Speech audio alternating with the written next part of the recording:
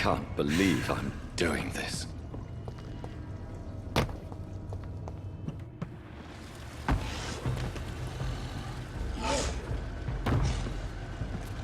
What sort of creature is this?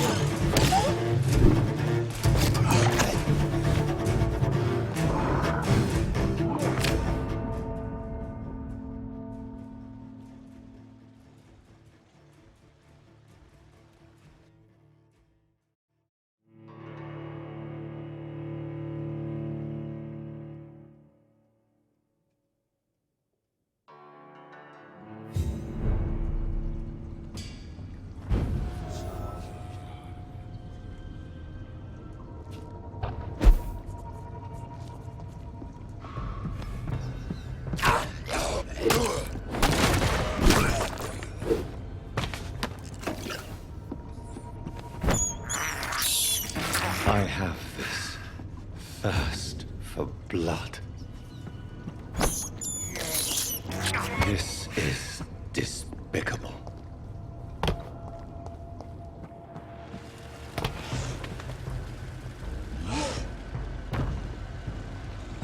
What sort of creature is this?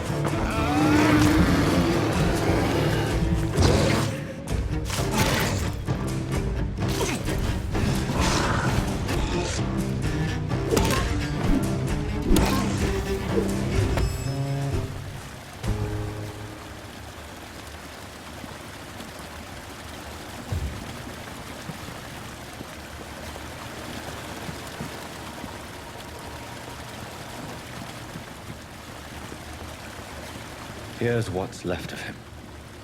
Not a lot to check, but I should anyway.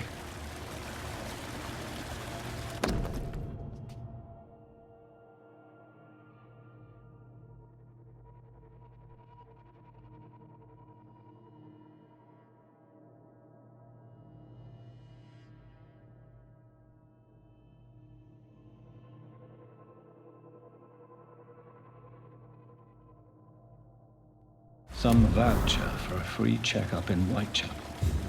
What is Nurse Crane up to? I really must find her.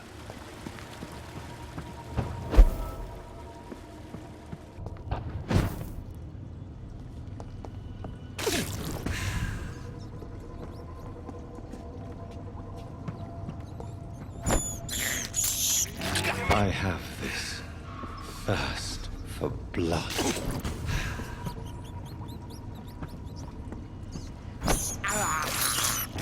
This is despicable.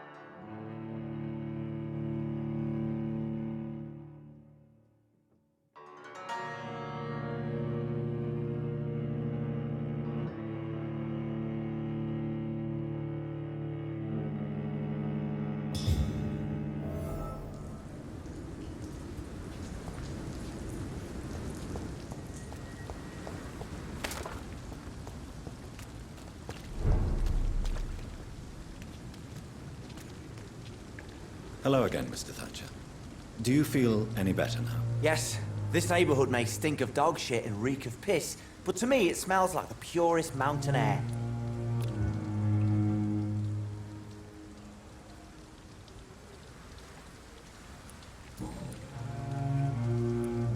Mr. Thatcher, do you have a job? No. Since I came back from the war, I spent most of my time and energy just trying to forget. I understand what you mean. I was a soldier too. No. Nobody can truly understand what I've gone through. Why were you locked in that sewer? What happened? I went by the canal after an argument with a friend. Got chased by these fucking wankers and had to barricade myself in, despite my claustrophobia. Why did you run? What was the reason for your argument? Newton wanted me to go to a hospital, but I can't stand being closed in. It makes me feel like I'm suffocating. Tell me about your claustrophobia. Has anyone given you an official diagnosis? That's what the bloody doctor said. But I don't want to go to a hospital to get checked again. I'll deal with it my own way.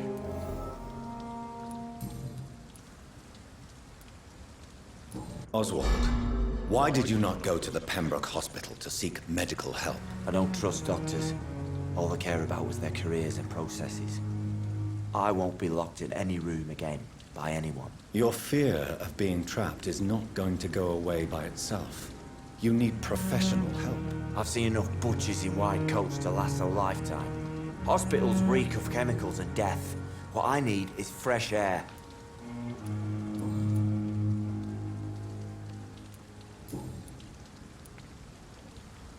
Do you want to talk about why you have this fear of being enclosed, Mr. Thatcher? No, I really don't. An irrational fear like yours is usually rooted in a specific event. Perhaps it would help to talk about it. Well, Doctor, take a guess then, if you're so interested in my case.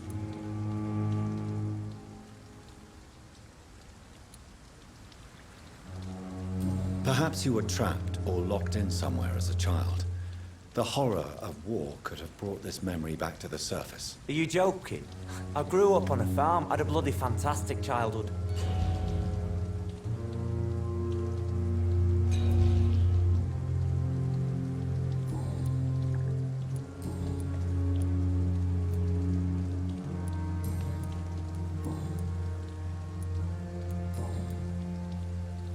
Goodbye, Mr. Thatcher. Try to take care of yourself.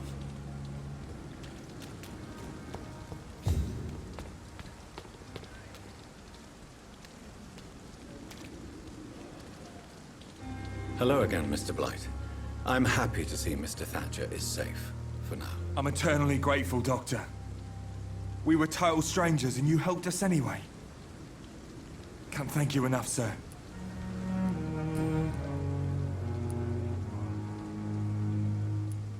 What can you tell me about the war, Mr. Blight?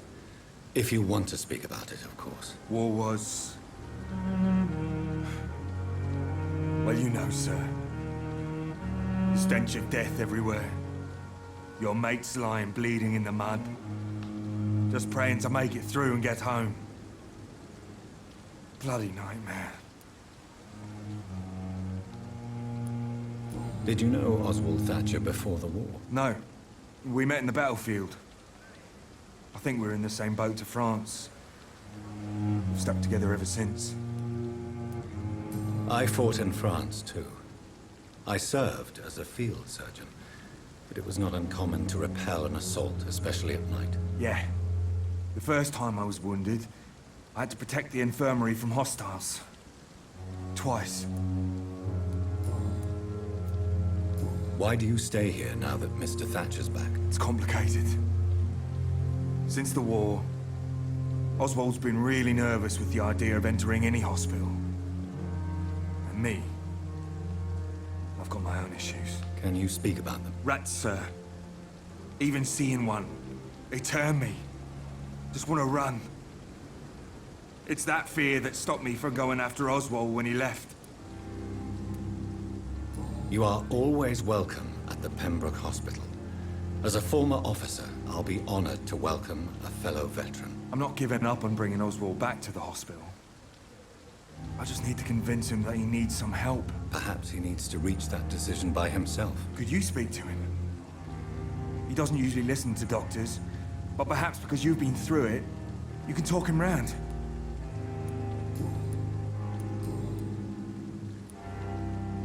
What caused your phobia of rats, Newton? It happened last year following an artillery attack.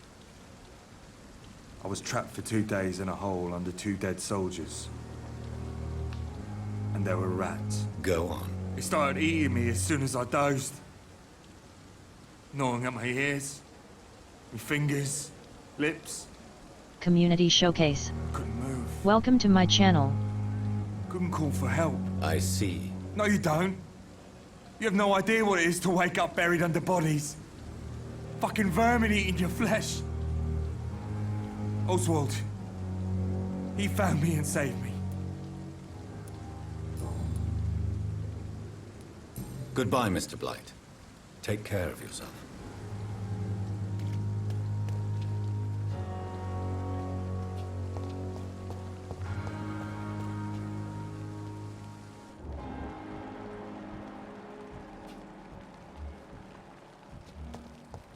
Is this supposed to mean us? A big scarlet squirrel better.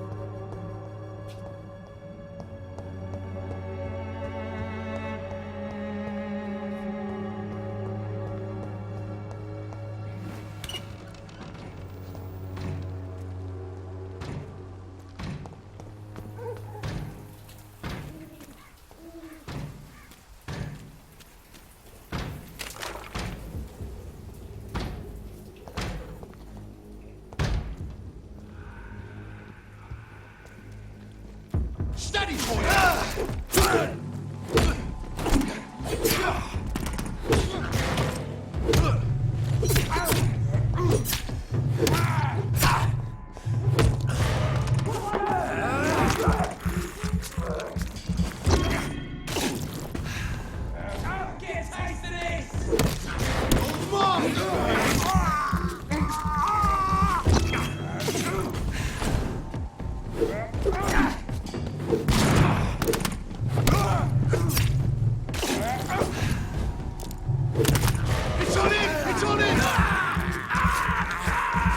Commander Root. Welcome to my channel. Grenade!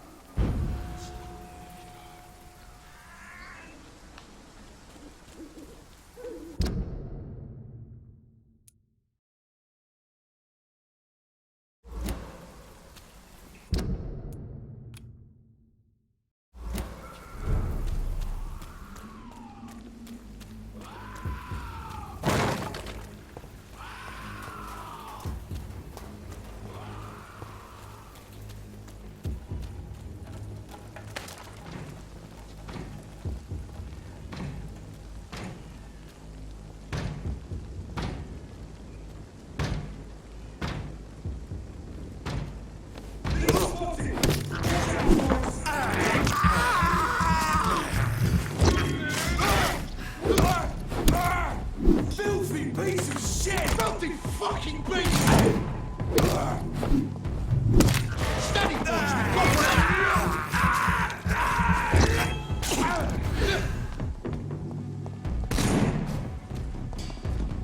Eat this! Fight for this!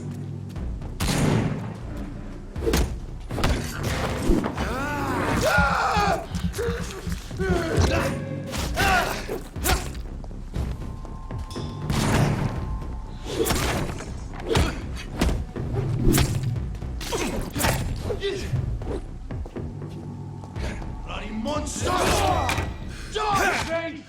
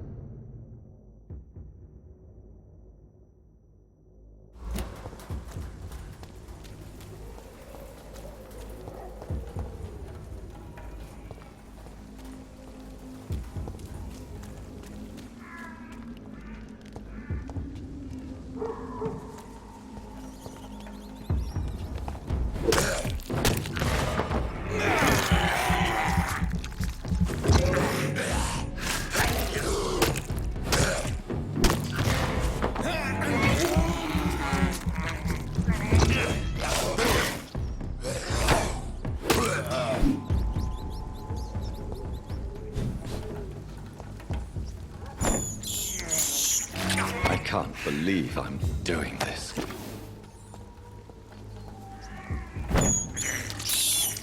I have this thirst for blood. I can't believe I'm doing this.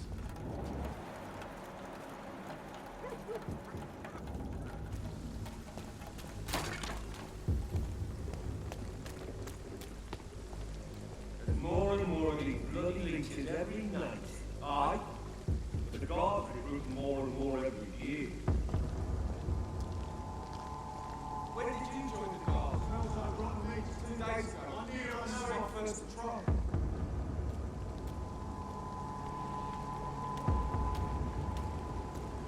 Sir, no civilians allowed. This is no place for you, sir. Step away. I'll put an end to you!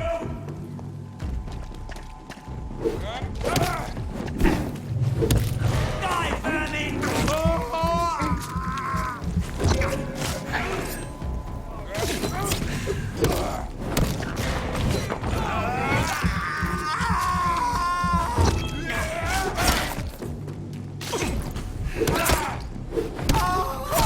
He's dead!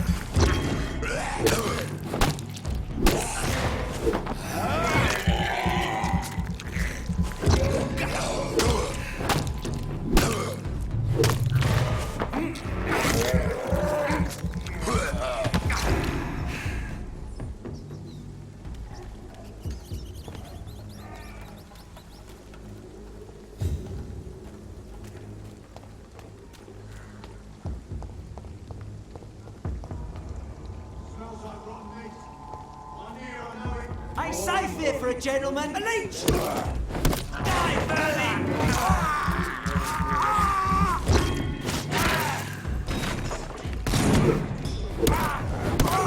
Shit, that leech is full!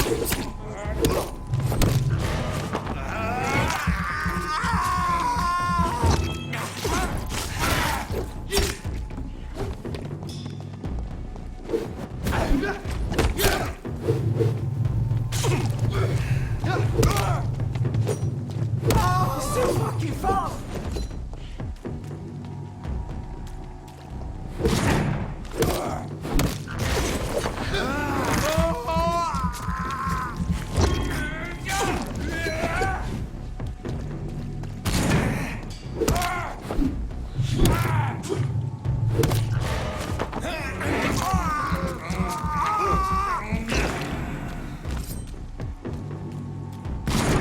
You're made!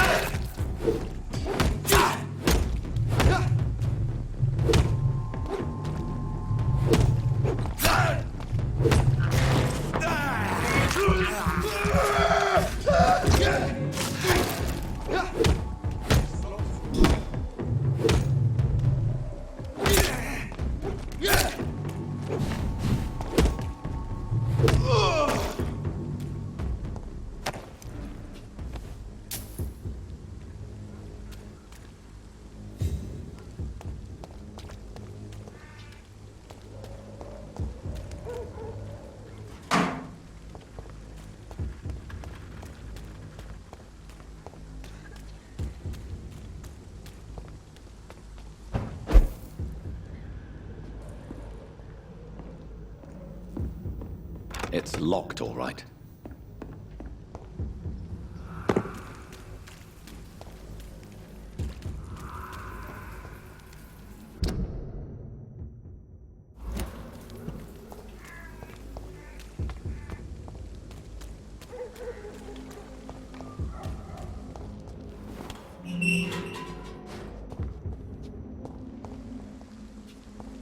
Whitechapel. This neighborhood is linked somehow to the kind Lady Ashbury's blackmail. First, let's find this Petrescu fellow.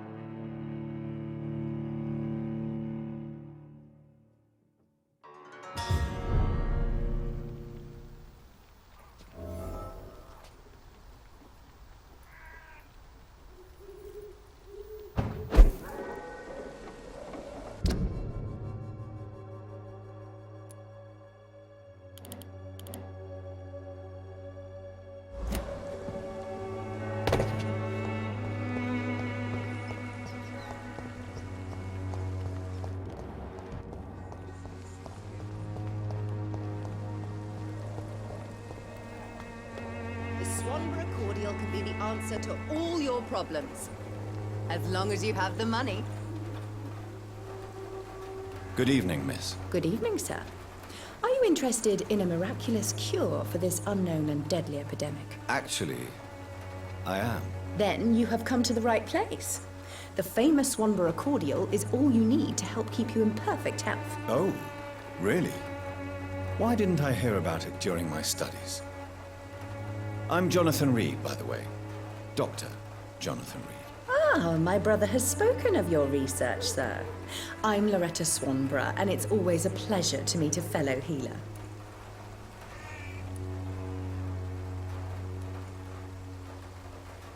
Do you know Nurse Dorothy Crane from the Pembroke Hospital?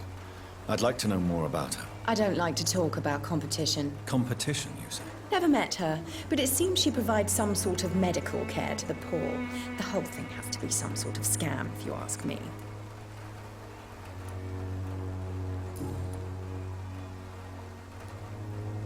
Tell me, who intrigues you most in Whitechapel? The region itself is something to see, but I would say Camellia the mute florist who gives away her flowers.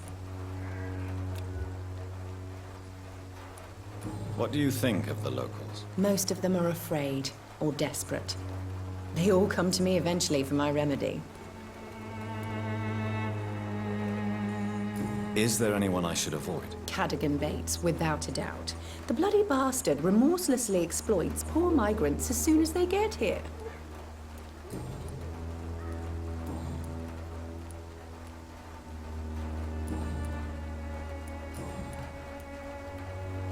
Goodbye, Miss Swanborough. Perhaps we'll talk again.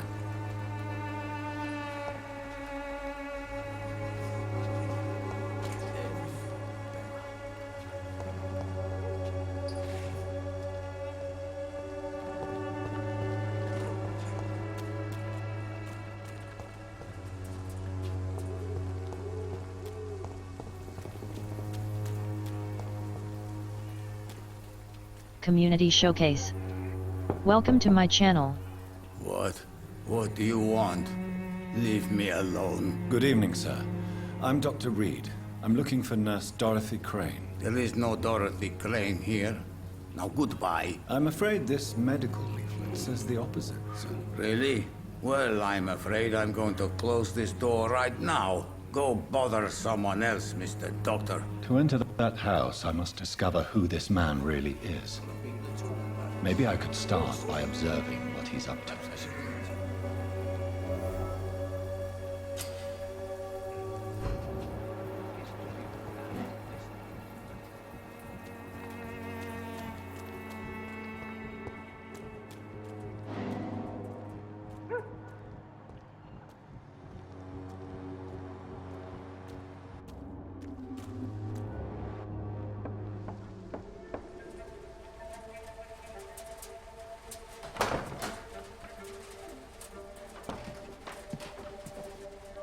A strange man was at the door with a pass for our medical facility. I refused him entry. Darius, how could you know he didn't need our help? His clothes were too finely tailored to be for Whitechapel. Perhaps just a friend of that stray poet who is always about. Richard Nithercott? No, not of the same cloth, this man. I suspect some machination from that journalist. Clayton Darby. Is he still asking questions? Yes. I saw him drifting around St. Mary's Church. I swear he is tracking me just downwind.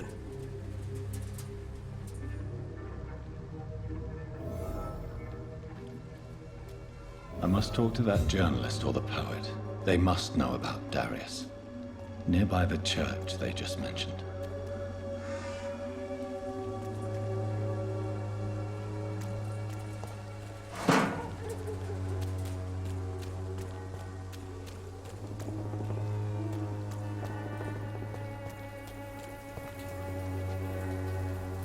Good evening, sir. Do you remember me? If you're here for a reward, you'll be sorely disappointed. But I'll gladly shake the hand of a fellow countryman. I'm not here for a bounty. I'm a doctor. Dr. Reed from the Pembroke. A doctor? In Whitechapel? What an opportunity. My name's Bates. Cadogan Bates. Do you require assistance, Mr. Bates? Not me, but your skills could help a lot of people round here. That would help my business, because I say a live tenant's a paying tenant. I'm looking for Dorothy Crane. She's a nurse. What can you tell me about her? Dorothy Crane, bless her soul. I really should thank her someday. Has she treated you? No. When I need a checkup, I'd go to a bloody doctor, not some back alley clinic full of sick foreigners.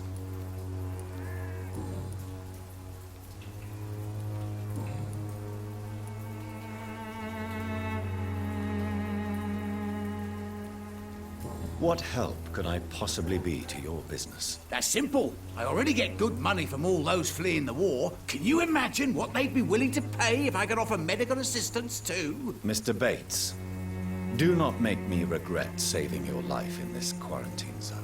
I understand, Dr. Reed, you're from a good family. Don't want to get your hands dirty. That's fine. I'll be happy to act as your middleman.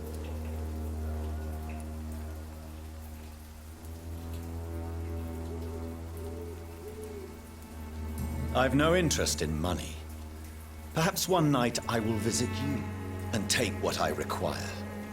If that should happen, there will be no need for a middleman. So it's a no, then. That's too bad.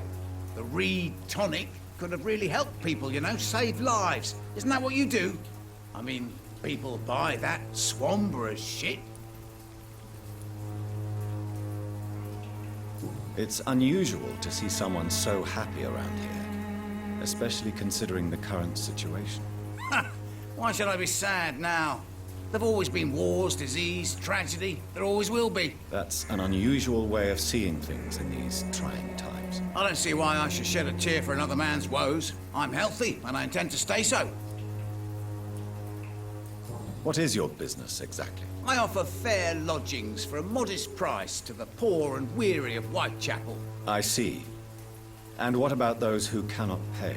Well, deals can be done, if you know what I mean. Money's not the only currency. After all, I'm not immune to a pretty face.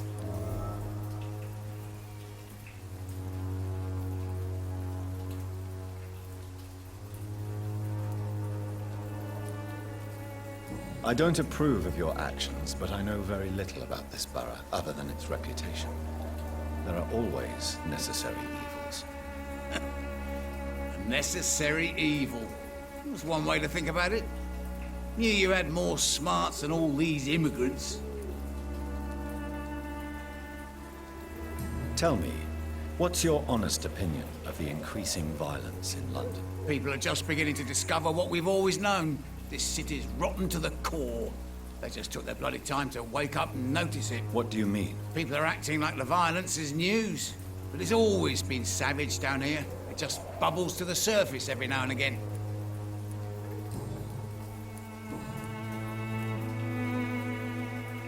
You seem to have recovered well since your attack.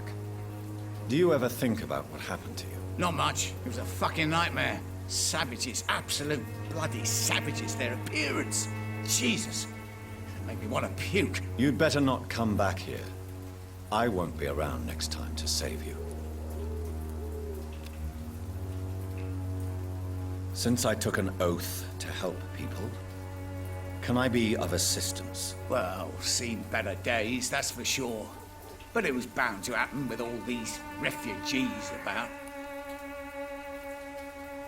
Infecting you is probably the last thing on these people's minds. Take this, in any case. What? You give me this for free? Don't have a clue about this place, do you? Goodbye, Mr. Bates.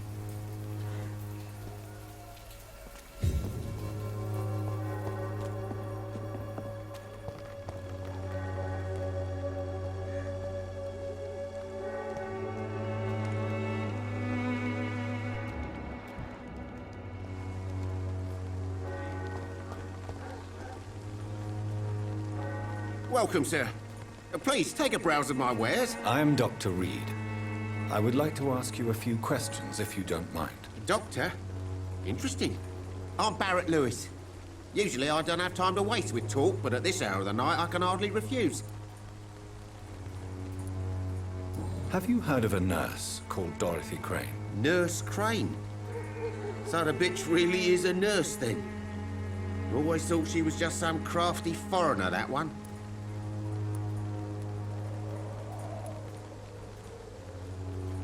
So she's trying to help her fellow immigrants. Why would that make her a villain? Dorothy Crane ain't even a real name.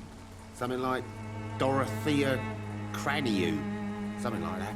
Came to England fleeing the war, I was told. That doesn't explain why she irritates you so much. Your precious Nurse Crane gives away medical supplies and prescriptions for free. I offered to sell it for a fair cut, but no. Miss Crane wanted to play the quiet saint.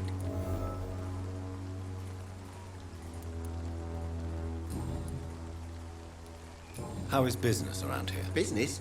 I had no business. Between this racket, theft, and customers getting scared, I'm losing money every day. I see. Sounds like you blame someone in particular for your situation. It's no secret Joe Peterson spends his time harassing merchants. But with me, he's trying to put me out of business once and for all. As a merchant, you see Whitechapel every day.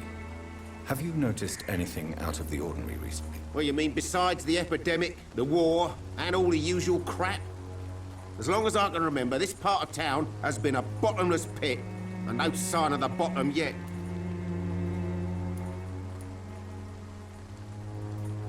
Have you been hurt? No, but that's only because I ran like hell. Those men were raving lunatics, I tell you. Not even able to speak anymore, just screaming. Violence is increasing in the borough. Yeah. A few nights ago, some blokes jumped me. Came out of one of the condemned workshops. Fever, madness, something like that. Where did this happen? Why did you go there? In the closed workshops nearby. I worked there as an apprentice in better days. Now I only go to find trinkets or tools. Too bad I was mugged, though. There was good money in that little box of loot I lost.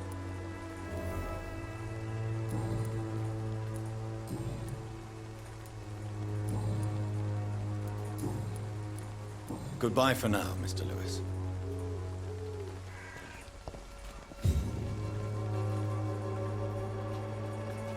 Excuse me, sir. I have a few questions for you. Another journalist? I didn't answer the first one, so piss off! I'm not a journalist, I'm a doctor. A doctor, you say? It's quite a rare breed in this part of town. Really? But still, here I am. Dr. Jonathan Reed, at your service. I'm Joe Peterson to some, but Colossus Joe to most. And I don't remember asking for your service, sir. Have you heard of a nurse named Dorothy Crane? She's a colleague of mine, and is supposed to live around here. Dorothy Crane? Yeah, I know her. One of the few good souls who dare to help the sick around here. Could you please tell me more about her? She's a nice girl. Tries to help the migrants. I offered to give her a hand, but she said my reputation would attract too much attention.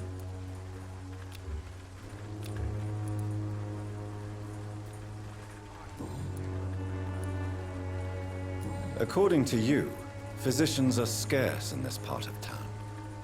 Why is that? Not familiar with this neighborhood, are you? I guess your fancy colleagues are too afraid of being stabbed in the back. This part of town does have quite a reputation. Would you say it's justified? Totally. Look at me, for instance. I always look my opponent in the eye before knocking him out.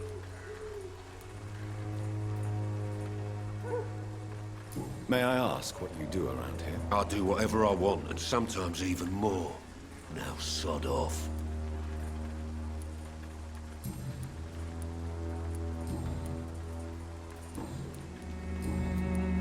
How did you become the local bully everyone is afraid of, Joe? There's no pride in roughing up poor bastards. But this is the only job I've found. And it pays well, too. A job? So you're racketeering for someone else? I got enlisted by the Wet Boot Boys, a gang from the docks. I'm their muscle for their dirty work.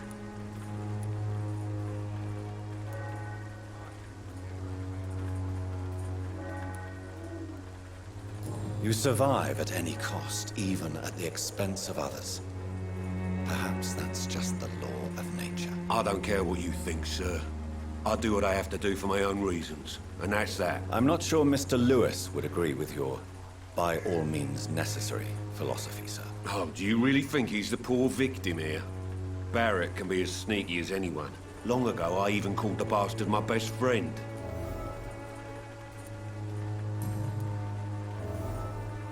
Goodbye, Mr. Peterson.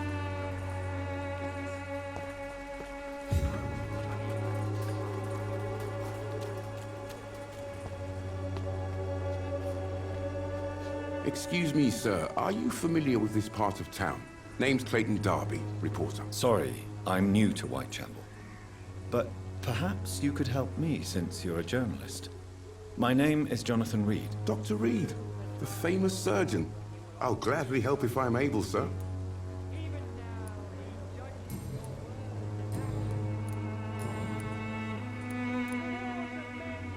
Have you any idea of the danger you face in these streets at night? I've had to run and hide more than once from frenzied mobs incensed by the fever.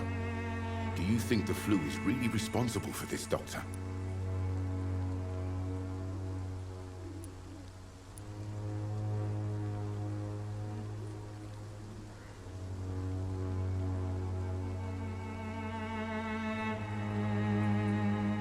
I'm convinced there is more at work here than a simple epidemic. Really? To be honest, I could say the same. Some of the sick I saw or heard of. My God, what happened to them?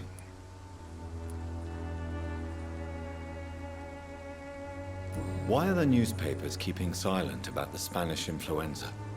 It's as though none of you care. There's a war going on. People shouldn't be demoralized by news of deadly diseases.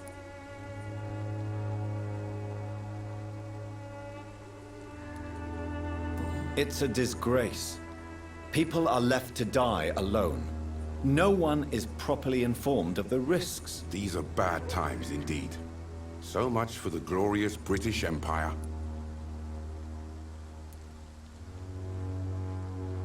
What is a journalist doing in this borough after sunset? He goes where none of his colleagues would dare to go, to inform the country. That's quite honorable of you. But is the public interested? Not at all, sir. And that's why I'm an independent journalist, hoping to sell some stories. So you risk your life to reveal the truth. I saw many reporters do the same during the war. Whitechapel is the crucible of so many untold stories and tragedies. I want people to know them.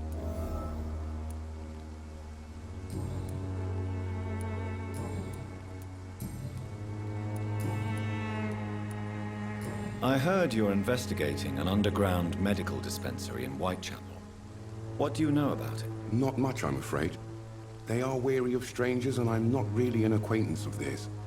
Why do you care?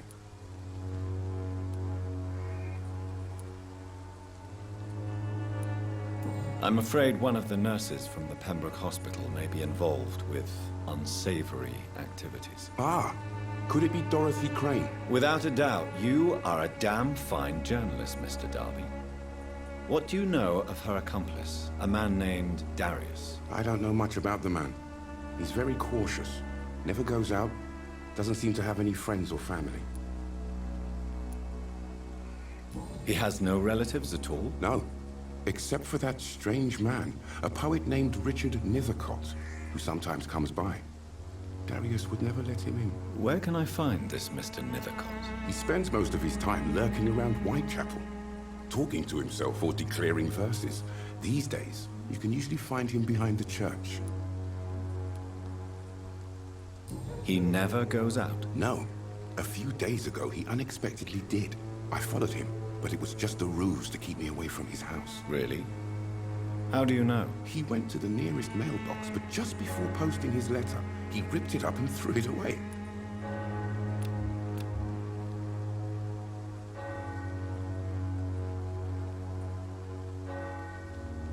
Do you need assistance? That would be nice of you, Doctor. Who knows what I may have caught during my investigation. If you persist in investigating the most pox-ridden boroughs of London, you must accept the risks. Thank you, sir.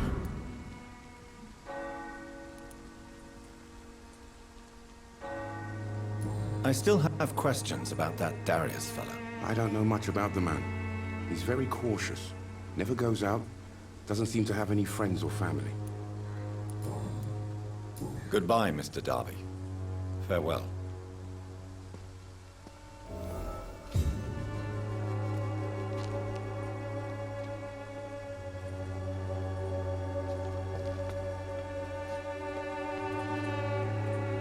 Forgive my interruption. Do not apologize, my son. Father Tobias Whitaker is always happy to teach mortals about the incoming Armageddon. I am Dr. Jonathan Reed, and I just have a few questions. A scientist? You are much more lost than I thought, my son. Do you know Nurse Dorothy Crane from the Pembroke Hospital? I'd like to know more about her. I don't like the liberal ideas of nurses, but I especially abhor that Nurse Crane you mentioned. Why do you hate Nurse Crane more than other nurses? Before coming to London, she was a member of the communist resistance in our country. That's what happens when you let a woman get involved in politics.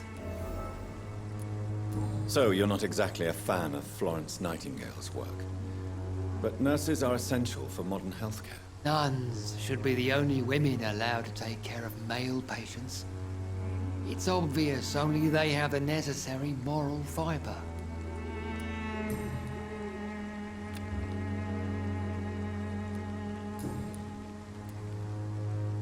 Have you any friends? Any family left in these terrible times? No. But I have a disciple I see as my son. He is so devoted. I sent him to preach the good word in the heart of this corrupted city.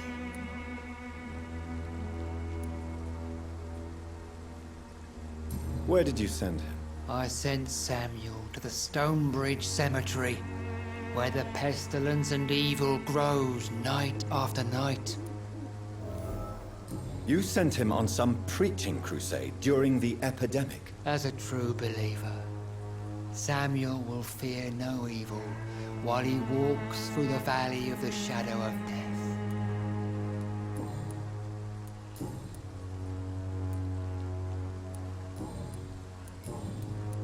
I have heard enough for tonight. Goodbye.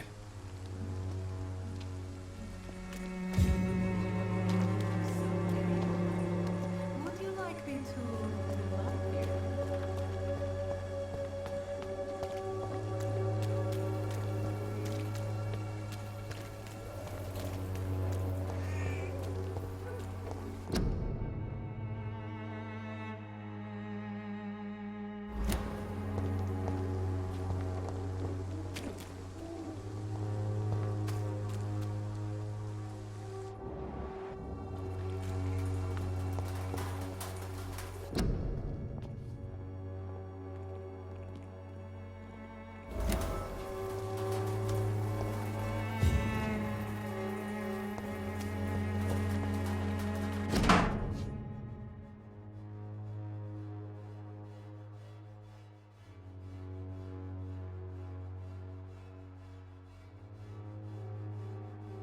The content of Darius' letter to his children could give me more leverage to enter.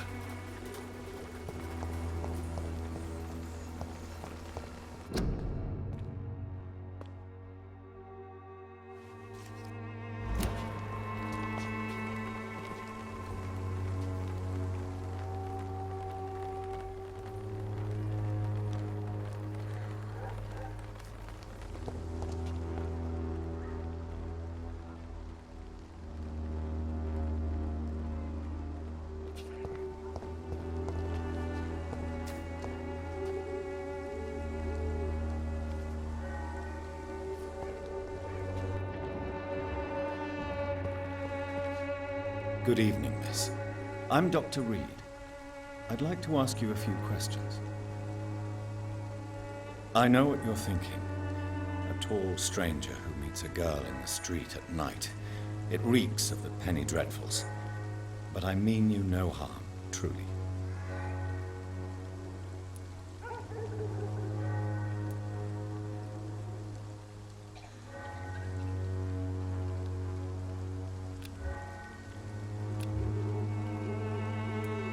I know you understand what I'm saying. Your silence has nothing to do with you being mute, does it?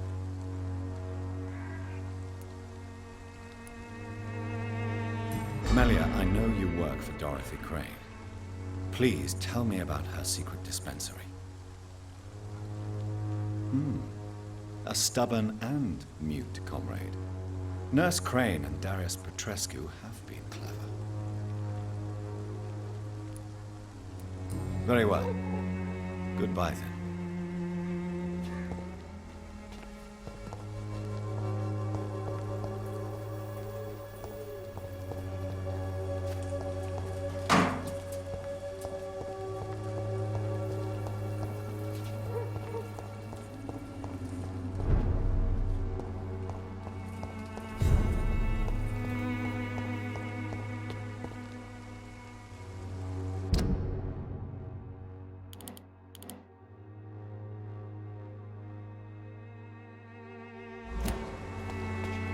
I cannot enter.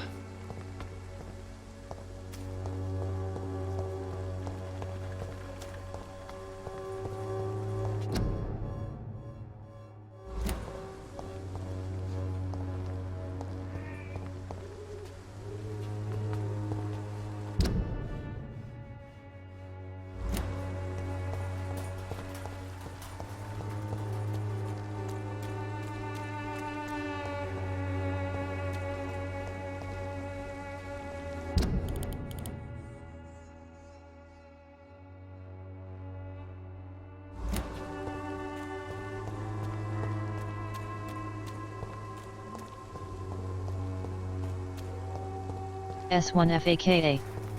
Welcome to my channel.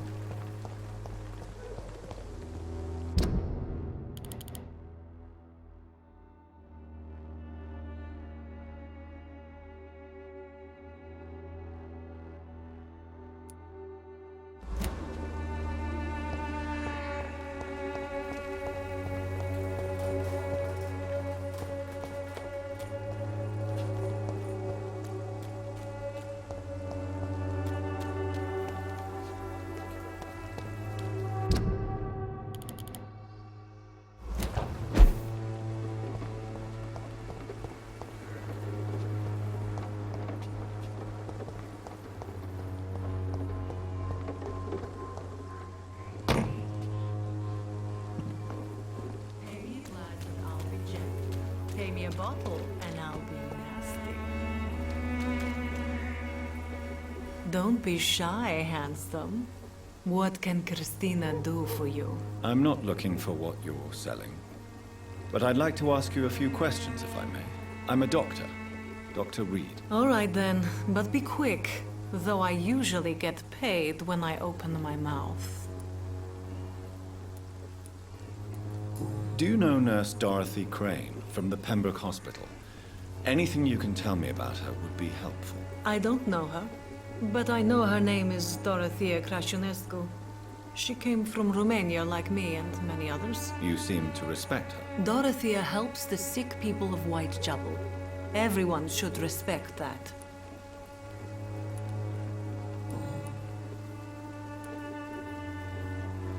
Christina, have you been examined? The epidemic is spreading fast in London, and you could be exposed, or expose others. I don't like doctors or hospitals, but I don't like you asking questions.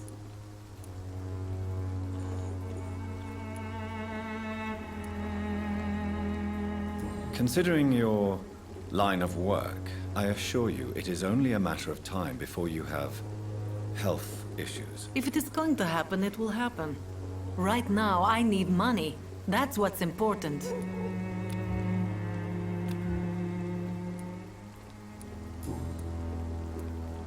Clayton Darby claims he will expose the crisis in Whitechapel to all of London. Do you believe him? I believe Clayton's courage will erode with time. until he finally leaves Whitechapel to start another fight somewhere else.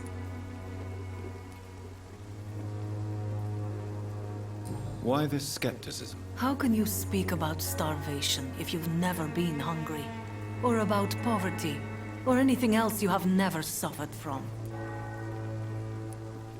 Are you talking from experience? I've seen your type come here to get a good fuck in a cheap room or a dark alley before going back to their fancy houses in the West End.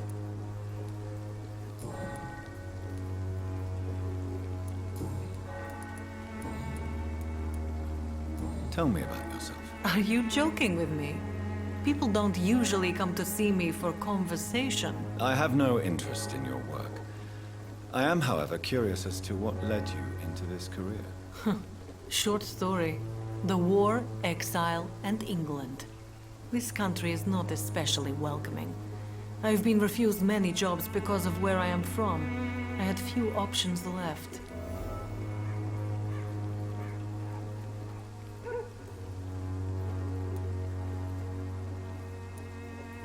I always thought I was the master of my own fate. But now I know we don't always have control over our lives. I don't judge you. You know, this money is not only for me. I have good reasons to need this money quickly. But it is not your concern, Doctor. Goodbye, miss. Take care of yourself as best you can.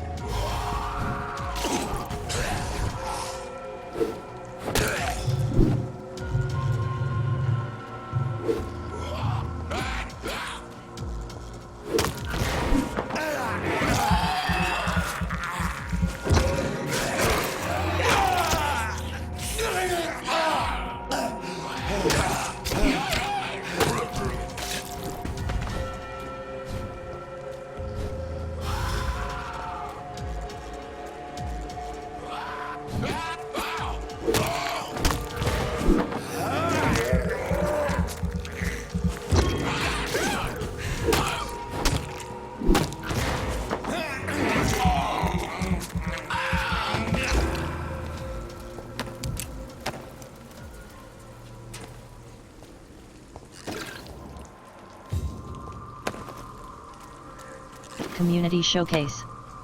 Welcome to my channel.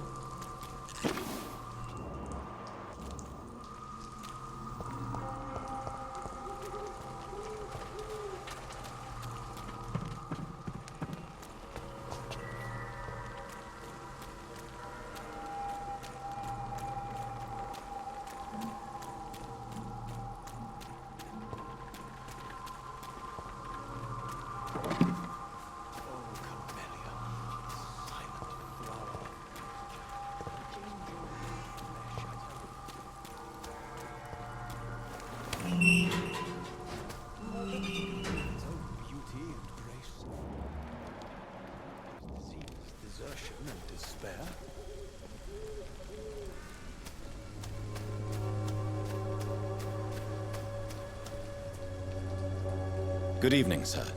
I'm Dr. Reed. I would like to ask you a few questions. Please be my guest. Although I may not be the best informant regarding this part of town, my words speak about that which the eyes cannot see. Really? Are you an artist of some kind? I'm a poet, sir. Richard Nethercott, at your service.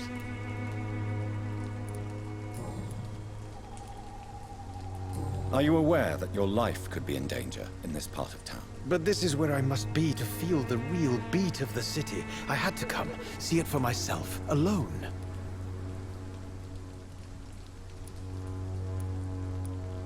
I understand your need for solitude, but it's not safe around here. I don't care. I don't have many friends, Doctor, and my family despises me. Meanie. Welcome to my channel. Meanie said. No blood.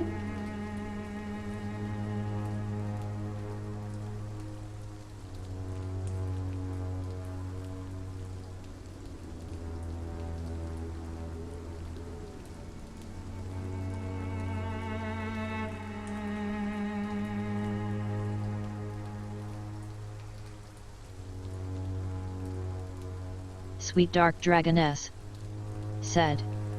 Hi Meanie. Meanie said. Sleek hi.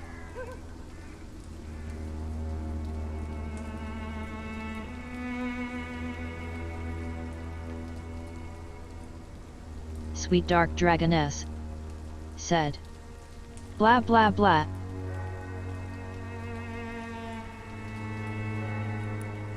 If some misfortune came upon you, who would be here to help you? Well, you for a start, my dear doctor.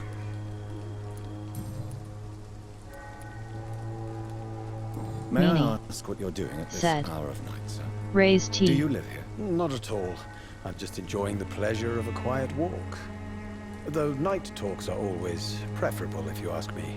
Especially with strangers. But are you not afraid of the epidemic? Oh, why should I? I see some equity in the Spanish flu.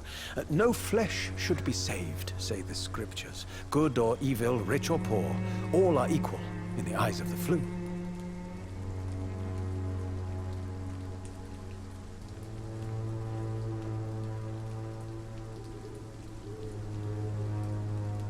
Sweet Dark Dragoness said. If you say so. How are you today? But as a physician Smiley in a time face. of epidemic, I must caution you to avoid unnecessary exposure, sir. Thank you, Doctor.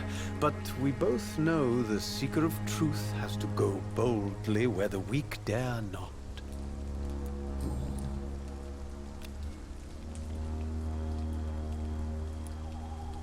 Meanie said. I'm okay, it's late, I got beer What are and your all other thoughts stuff on the as terrible always. situation in Tongue this sticking Terrible, out. you say? Meanie No. Of said. course, the death How's of so you? many innocents is a tragedy. But the scourge has not been all bad for the city. Oh, no, sir. What are you talking about? Do you remember London before the flu? Noisy, cacophonic, quiet nowhere to be found. And now, listen to this oddly peaceful silence.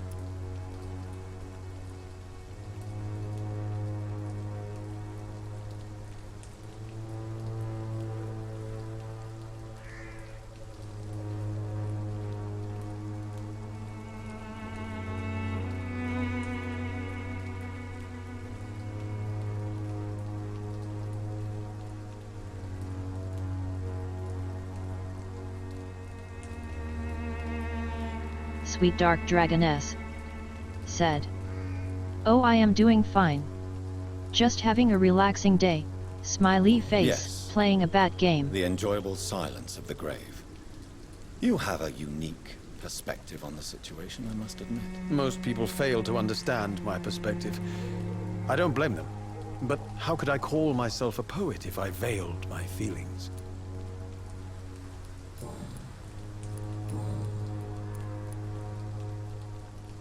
Tell me, Mr. Nethercott, why seek inspiration in Whitechapel?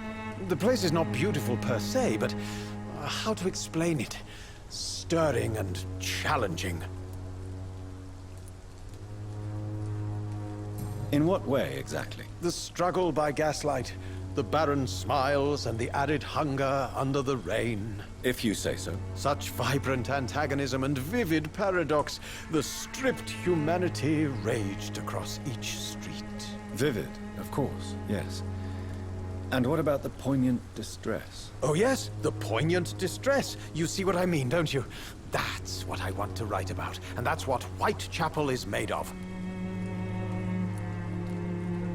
Do you not think it a little morbid? On the contrary, sir. Whitechapel is full of life, full of beauty.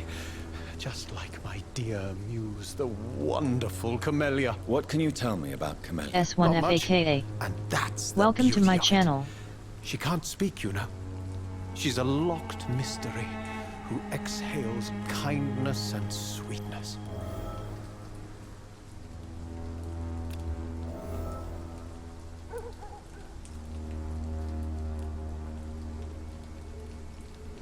Perhaps you're just afraid to find out the truth about your muse. One day, perhaps, I'll ask her to come with me. But will she still be my wild flower of Whitechapel if she moves uptown? And have you ever tried to learn more about her? Where she lives? How she survives? Whom she may know? Maybe I prefer she remains an enigma. Reality can be so dull, don't you think?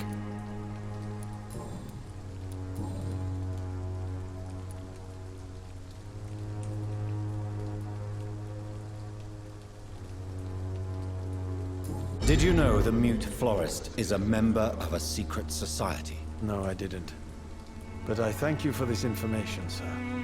For it only enriches the mystery surrounding the precious Camellia.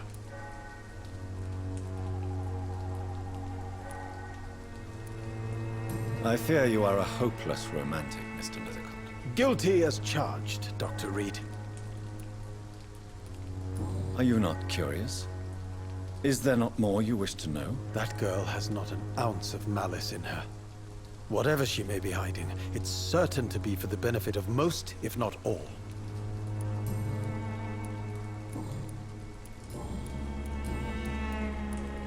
May I ask you a few questions about the district? Extraordinary part of town, is it not? I'll be glad to help you, if I can. I'm looking for Dorothy Crane, a nurse who lives in this vicinity. Dorothy Crane. Oh, I love the name. The Crane of Whitechapel. Sounds very mysterious. But, sorry, no, never heard of her. What can you tell me about an old man called Darius? Darius Petrescu? Yes, I know him. At first, I thought he was only a small publisher. I invited him to publish my work, but his reaction was pretty clear. Not interested in your talent? Darius is an old political activist who takes delight in printing tracts and lampoons. Those communist activities only require mediocre writing skills.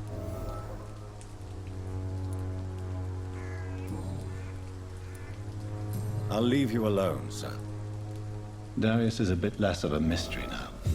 It should not be that difficult to incite him to let me in. Oh, Camellia, the silent flower of Whitechapel, an angel made flesh, I tell you.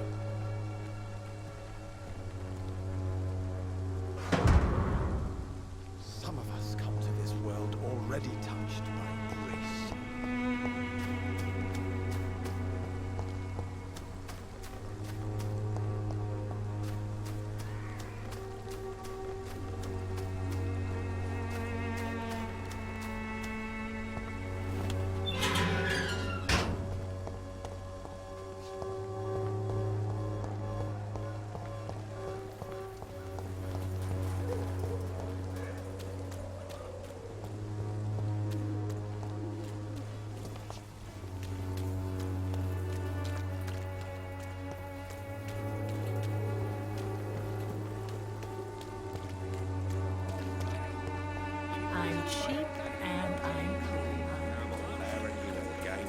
for peace of mind. Can't you just look the other way this week, Joe? Come on, we can sort it out, right? It's not my call, Baron. We pray one way or another. People are talking about this Colossus. Perhaps I should look into it. Mr. Petrescu, just 1 minute, please. You again? Go away.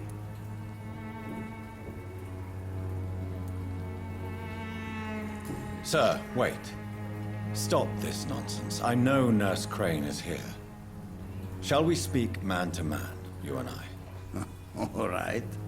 Speak up. Don't you see we're on the same side?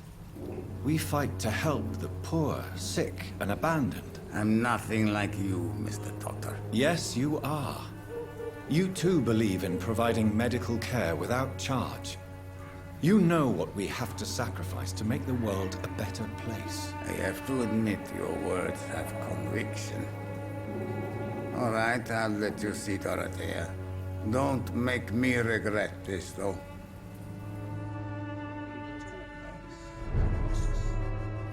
Perhaps I should look into it.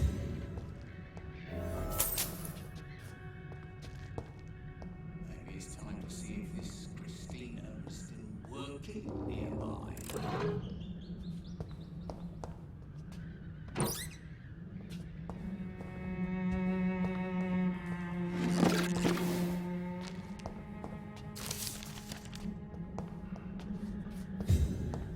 It's locked.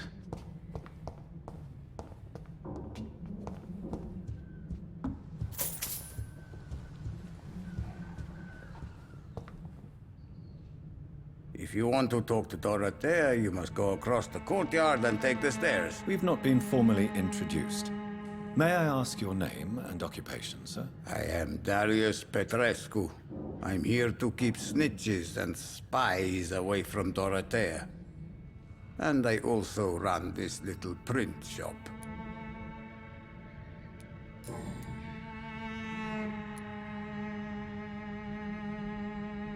So Dorothy's real name is not Crane? Like myself and many people in this area. Dorothea is from occupied Romania. That's all you need to know. She seems important to the community. More than you can imagine.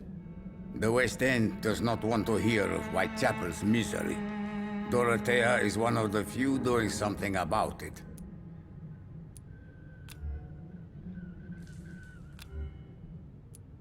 Tell me everything you know about Camellia, the mute florist. I do not believe in the afterlife, Doctor, but I'm almost convinced Camellia is an angel. She volunteered to give out our medical leaflets. Are you not worried for her safety? She is as brave as she is tough, and clever, too. If only I had met her when I was younger. Are you in love with Camellia, Mr. Petrescu? Don't be stupid. If I had met her when I was younger, we could have won our revolution. Who is she, really? Do you know where she's from? She's not from around here, that's all we know. Camellia is not even her name. It's her favorite flower. You say she has no close family? Well, there's that awful poet who constantly follows her around like a lost puppy. A good man for sure, but a very poor writer.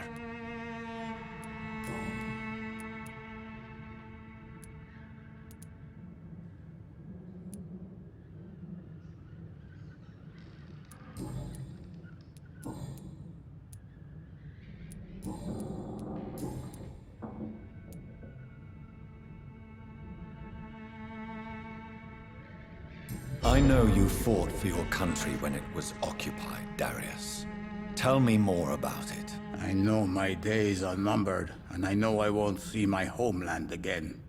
But I fought for Romania all my life, and I will until my last breath. But Romania escaped the grasp of the Austro-Hungarian Empire. It's a free country again. But it's not a country I fought for. My homeland is not appeased, Doctor. But I still see a dark future ahead for my people.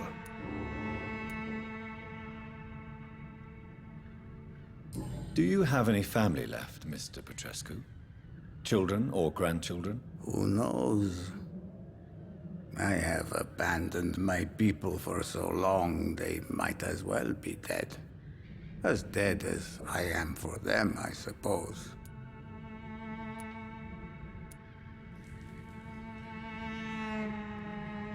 This war won't last forever. Did you ever think of returning to your country now it's free? No. I have taught strength and determination to my sons and daughters. I'm an old, dying man who only has memories of better times to cherish. Don't be embarrassed, sir. If you must know, my own father disappeared many years ago, and I forgave him. It's quite awkward to talk about our families like this, but thank you, Dr. Reed. I appreciate your trust.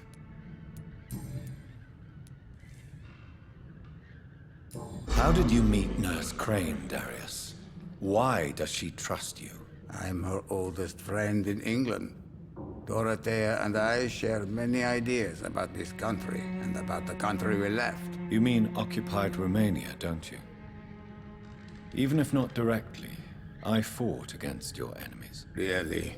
Then perhaps you have more in common with Dorothea than meets the eye, Dr. Reed. Goodbye, Mr. Petrescu.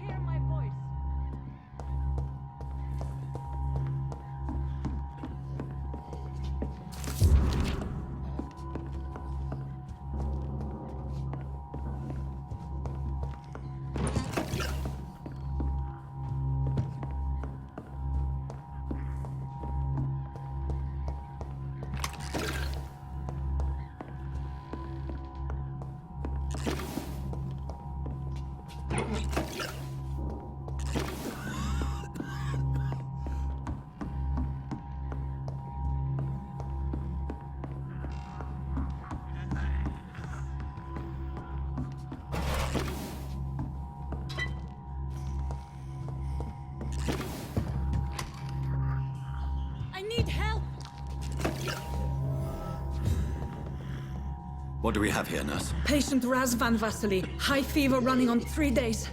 Complaints of dizziness, muscle aches, and head pain. Diagnosed with influenza. Treatment? Aspirin and salicin for the fever and discomfort. Liquids for dehydration, but he's having trouble keeping even water down.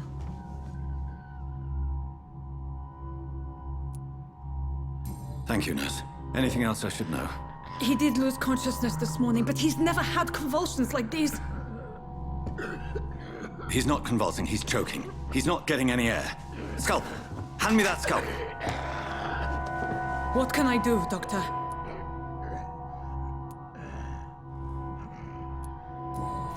It's too dangerous to operate with these convulsions. Sedative, nurse. Do we have any anesthetics? I'm sorry, Doctor. None at all.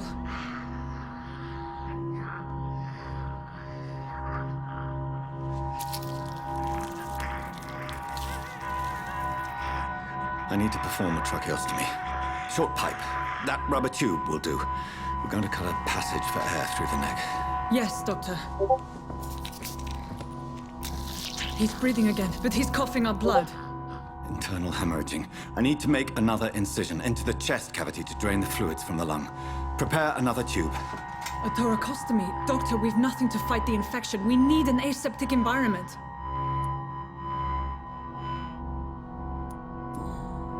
Right then, Nurse Crane. What do you suggest we do? I've no idea. I'm not the doctor. Time is of the essence. We need to perform a thoracic drain. Yes, Doctor.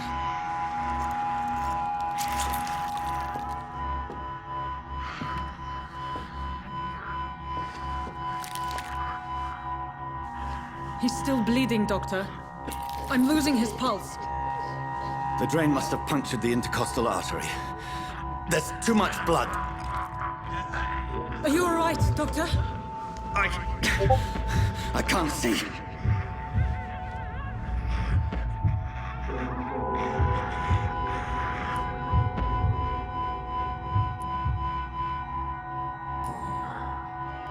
I must first suture the artery. Find the wound. The source of the blood. Needle and thread, Doctor. Good. The stitches are holding. How's he doing? We're losing him. We've lost his pulse. He's dying, Doctor!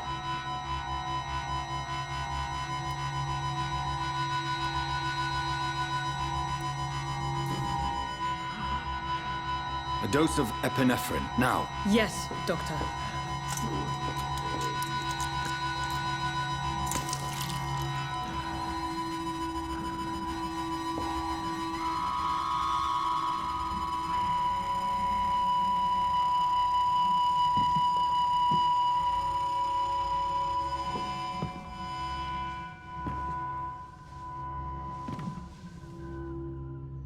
We've lost the pulse. He's gone, Doctor. Nurse, we did everything we could. Truly? Everything you could? Is that how you'll report this in your log? Is this how the war went? Piling up one poor corpse beside the next? This was not an influenza-induced seizure. I've never seen symptoms like these on the continent. Neither have I. But the previous symptoms leading up to this attack were the same, indistinguishable from the epidemic. No. There was something more vile in these reactions. Something primitive. There have been numerous reports of mental breakdowns caused by the fever that accompanies the flu itself, Doctor. Yes, but... I'd best take some samples of the blood for analysis.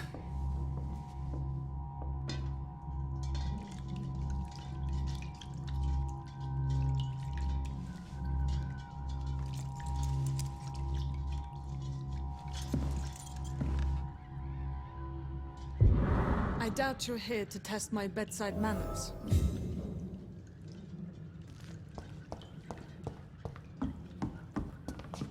To what do I owe? It's locked, all right.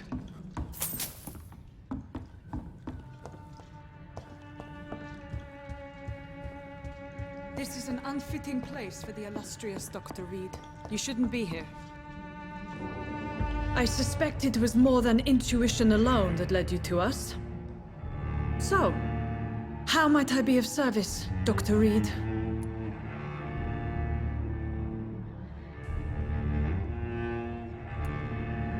I've come to put an end to this insufferable blackmailing, Dorothy. Doctor, you think your warnings scare me? I've stolen and plied, blackmailed and lied, but what else am I to do? I'm all these people have.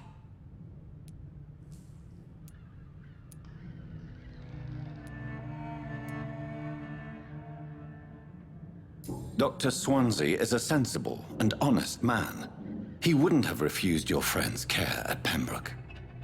It's easy for you to say, Doctor. These people cannot go to the police, nor to the hospital. They don't even speak English. They depend on me for everything. But why Lady Ashbury? Why her, of all people? She's pristine and proper, all right. But that she-wolf in sheep's clothing murders the poor for sport. I have her where she belongs, and I'll milk her for all she's got. So, the end justifies the means. Is that your defense? I know you're kind, Doctor. Just another fine-heeled, silver-spooned gentleman who was given the world on a platter. You know nothing of poverty. Nothing of the shame, the hunger, the loneliness. You've convinced me of the sincerity of your actions and their noble justifications. But all the same, blackmail is a crime, and it will stop, Nurse Crane. So, are you going to turn me over to the authorities?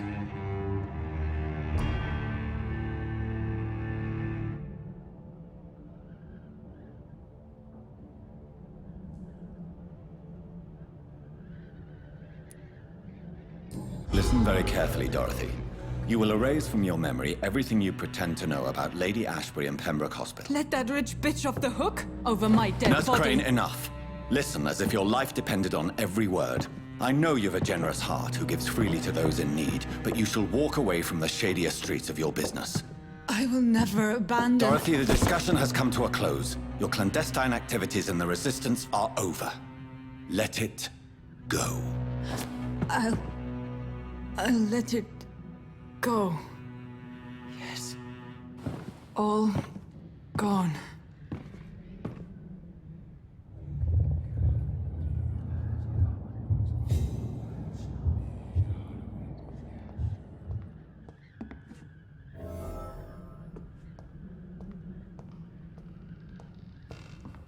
It's locked. It's locked.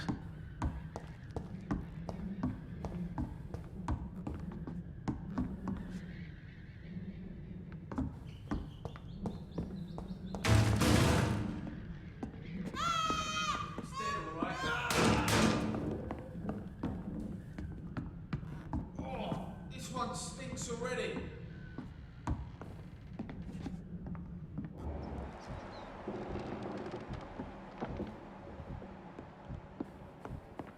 It's one of them! Easy does it. We should deal with this. Murdering bastard!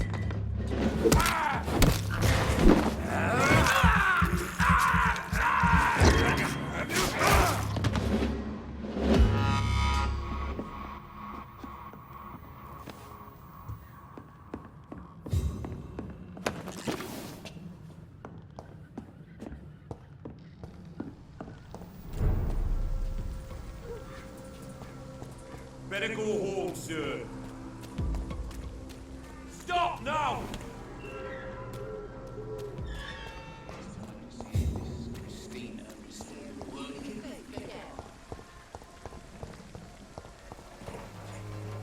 Good evening, my dear colleague. I'd like to see what kind of medicine you're selling.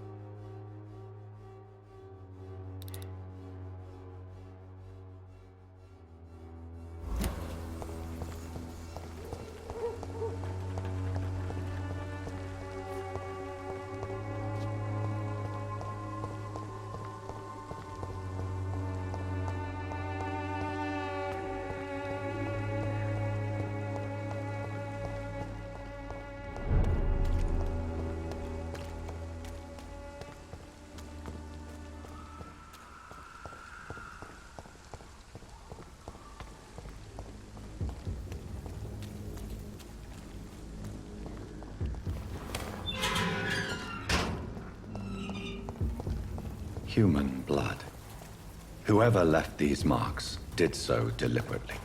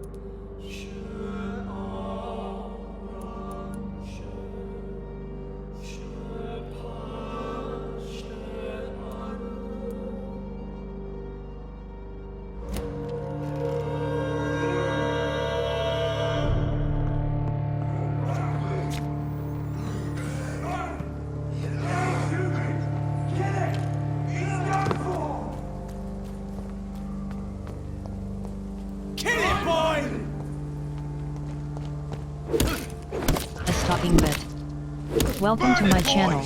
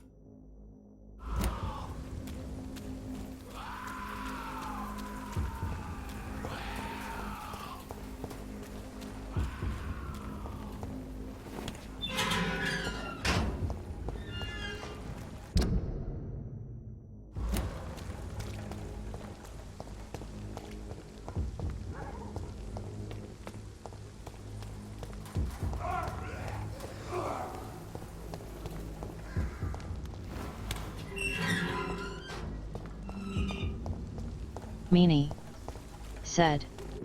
Wow.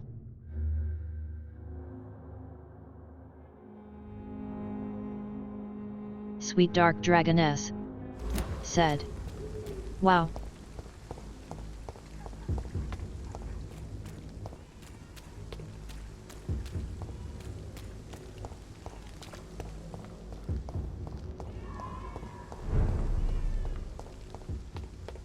Meanie said. Weo.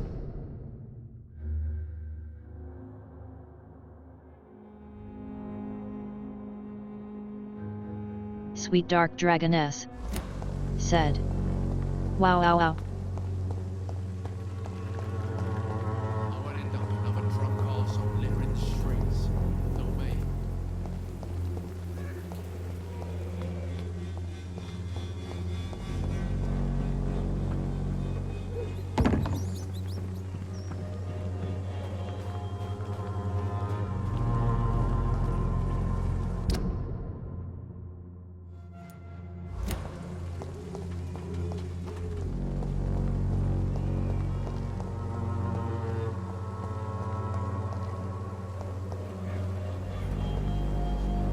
Good evening, my dear colleague.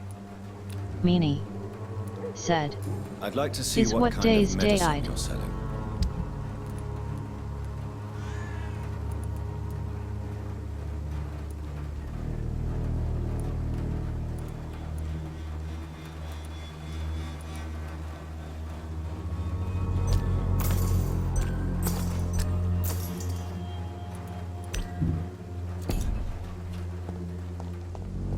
The Swanborough cordial can be the answer to all your problems.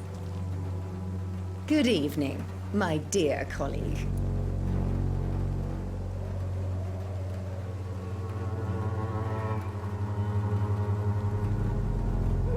Sweet Dark Dragoness I'd like said. to see what kind of medicine they? you're selling.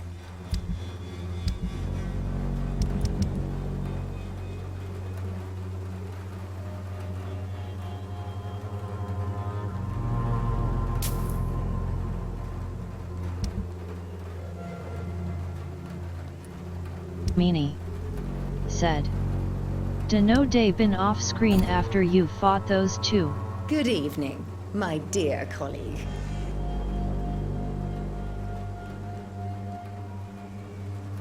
Sweet Dark Dragoness said. Hee hee. I'd like to see Smiley what kind face. of medicine you're selling.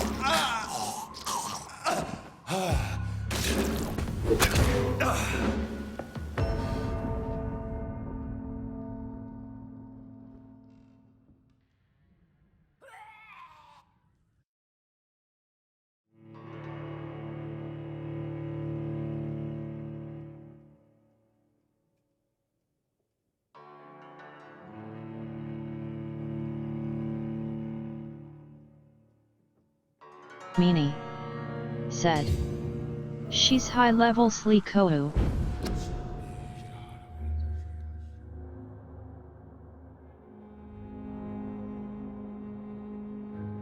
Sweet Dark Dragoness said. X.X ya.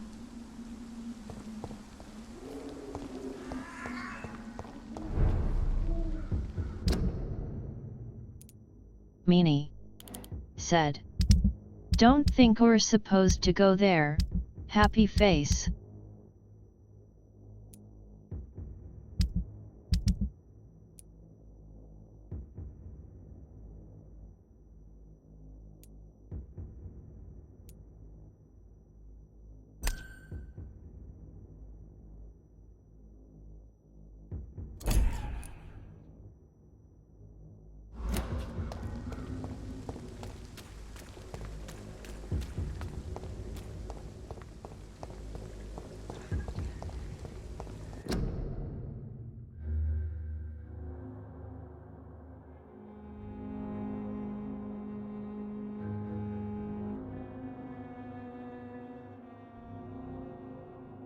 Sweet Dark Dragoness said. Welp, she is dead now.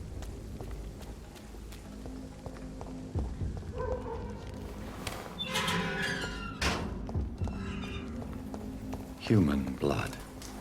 Whoever left these marks did so deliberately.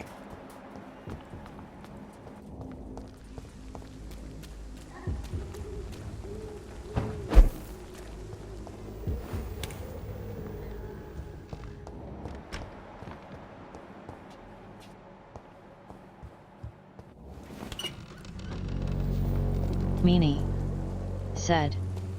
Wasn't she the one you brainwashed?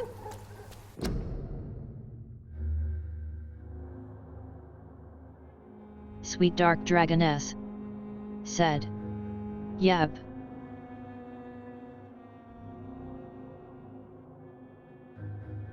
Sweet Dark Dragoness said. That doesn't make sense. Meanie said. You killed her. Host Muraflee. Welcome to my channel.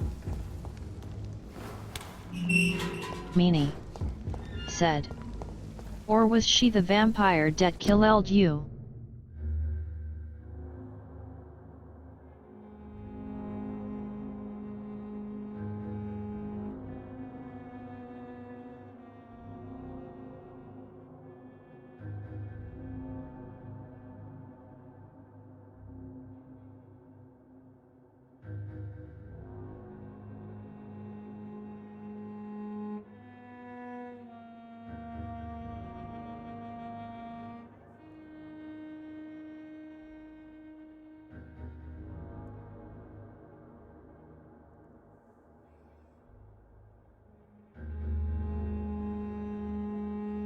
Sweet Dark Dragoness said. She was a nurse blackmailing the clinic's director. Community Showcase.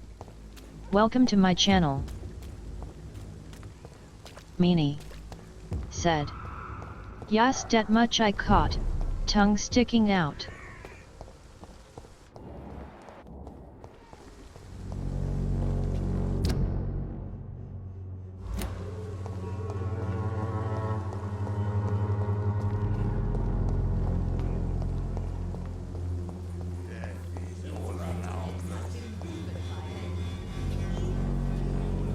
Good evening, Mr. Petrescu. What are you doing here? I could ask you the exact same question, Mr. Doctor. Now leave me alone.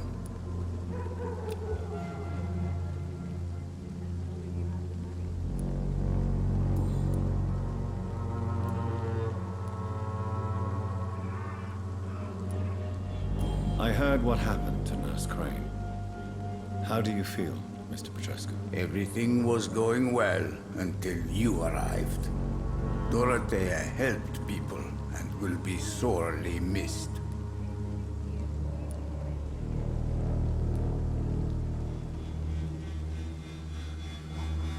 Maybe you should consider the bigger picture.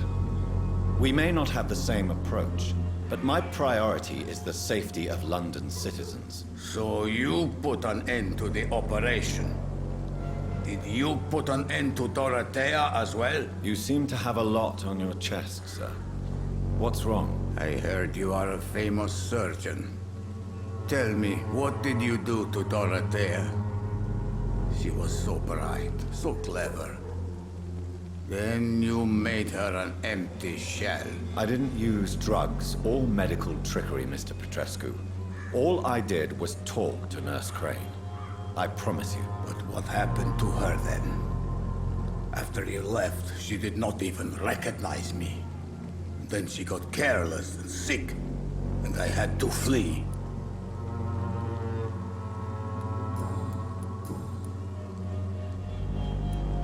Are you living on the streets, Mr. Petrescu? And why not? Those who believe they'll be safe behind walls are blind. What about your house? My house is always open to any poor soul needing a roof. All my work here is lost now that Dorothea is gone, thanks to you. Why are you so aggressive? I remember the night you came here and convinced me to open my door to you, sir. I'd like to punch you right on your chops. How do you feel, Mr. Petrescu? Do you need my help? I would not even accept fresh water from you, Doctor. I don't need your help. Yes, you do. Please, take this. You'll feel better. I said I don't want anything. But I'll keep this for those who really need it. Goodbye, Mr. Petrescu.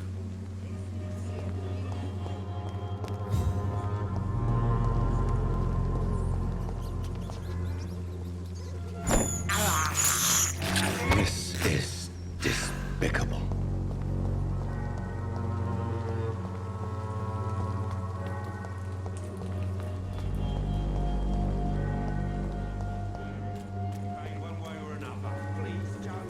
How long have we known each other?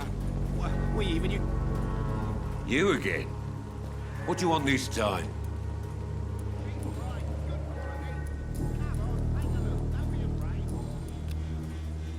Goodbye, Mr. Peterson. Good quality.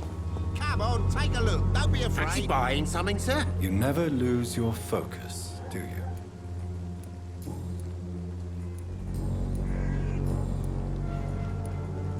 Joe Peterson. He's the villain here, isn't he? But you seem to know each other. I've known Joe for years. I saw him box once or twice. He was a friend then. And these days, he's just another thug. What can you tell me about Mr. Peterson? Besides his behavior toward you, obviously. Colossus Joe was a decent boxer, good one even. But after his wife passed away, he found every excuse to stop training. Just wanted to pick fights with everyone.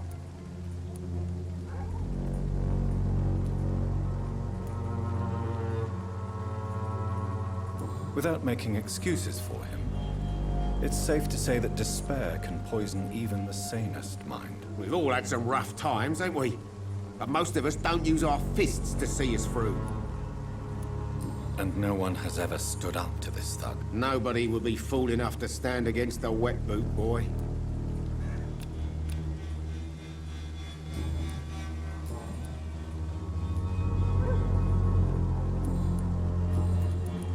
Goodbye for now, Mr. Lewis.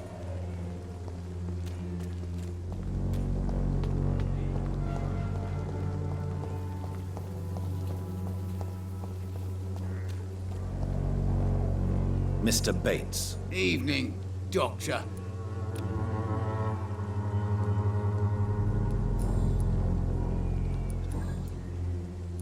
Goodbye, Mr. Bates.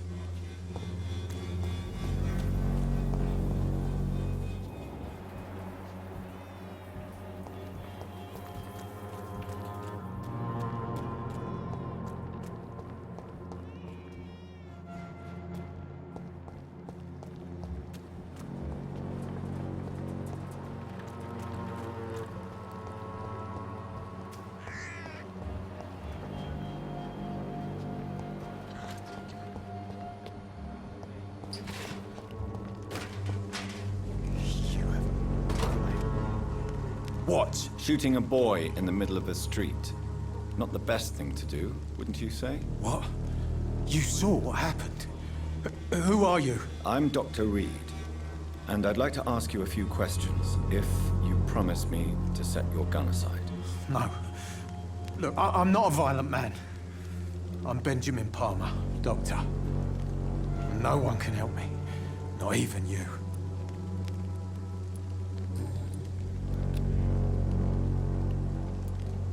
What can you tell me about this place? Nothing to say, really. This is where I used to live, and this is where I live now. You don't have anywhere to go? No family that would welcome you? Not since the death of my wife, Albert's mother. She was sick, you see. Long before the flu and all this shit. You mean you used to have a better life? Yeah, I had a wife, a home, and a job. I even used to have a name. Now I'm just Ben. Ben the tramp. Perhaps you could focus for a moment and tell me your troubles. I'm sick, broke, and my son just stole my pills. Everything's coming up roses.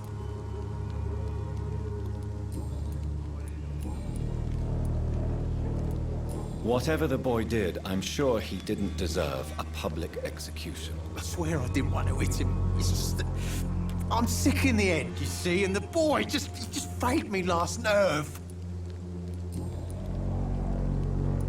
A gun, alcohol, and a bad temper make a terrible cocktail, sir. Goodbye for now.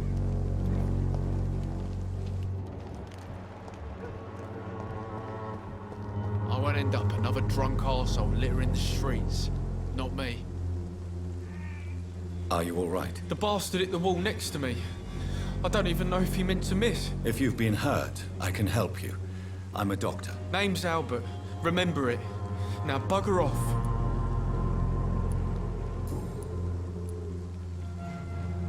What happened? Did you really steal that man's medication? Hey, I didn't do anything. It ain't me.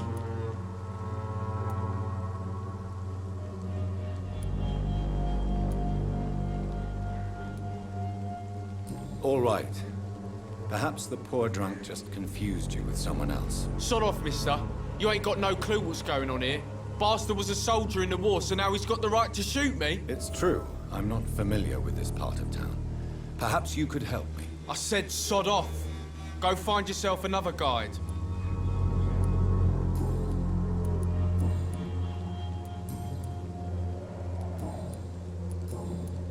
Goodbye, young man.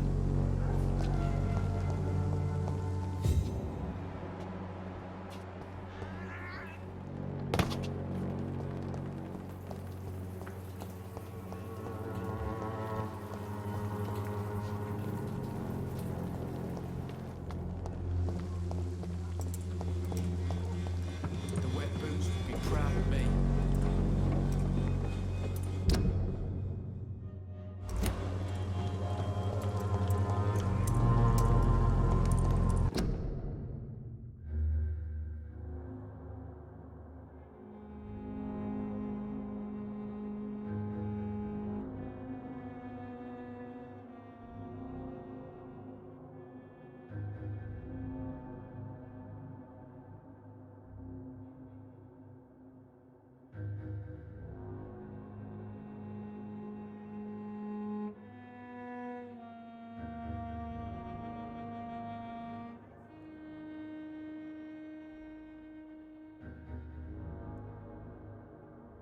Sweet Dark Dragoness said, I don't know if I need to kill that rogue vampire so I don't lose this zone. Even the flu is no match for the Swanborough cordial.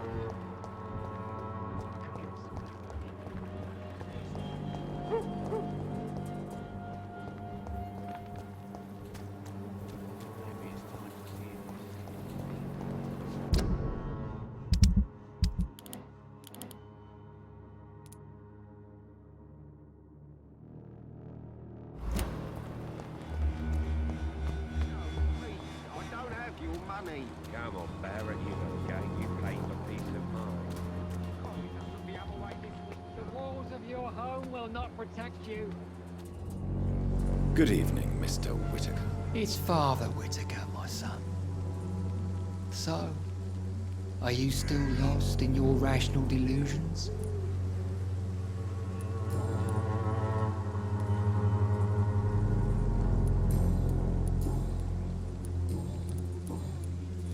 What do you mean when you say that I am more lost than you thought? All scientists are entangled in a world of causes and consequences, and most of them can't see the plain truth. Quite a judgmental opinion, if you ask me. But what do I know? Blinded by science as I am. But you are seeking answers, aren't you?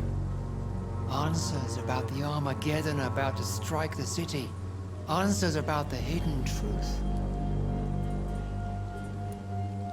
Well, I suppose I can spare a few minutes listening to your so-called truth. As a doctor, you must be aware of the decimating epidemic. But let me tell you that this so-called Spanish flu is just the beginning of the end. What do you mean? The beast is finally revealing itself, corrupting the flesh and the heart of men. With my own eyes I have seen them, those minions from the abyss.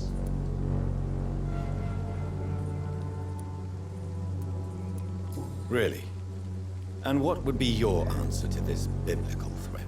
We must fight the disease before this legion outnumbers us. But not with scalpels and microscopes. No. What is left then? Cleansing fire.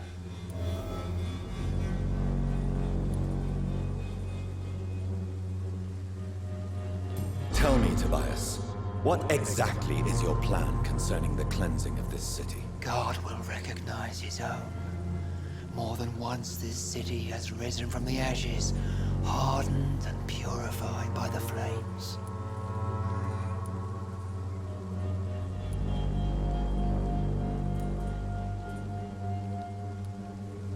Purification by fire has proved useful, but where do you stop? Burn the clothes? The buildings? The corpses? Worse? Your lack of faith is predictable. But my task is to convince rational minds like yours to see the light. This is God's will. You're mad and dangerous. You're nothing but a soulless butcher. A small-time Torquemada. The Savonarola of Whitechapel. My son, if you think salvation is a free gift, go listen to the lies of that pompous fool, Joseph. Joseph, a fool? Vicar Larrabee of St. Mary's Church. While he continues preaching his fraudulent redemption, more and more people die in the streets.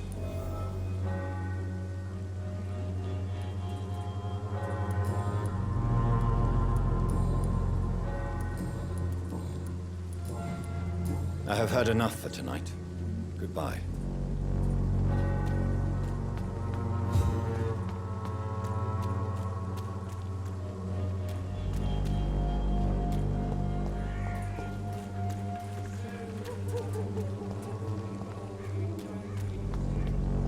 Pay me a glass and I'll be gentle. Good evening, Christina. Change your mind, Mr. Reed?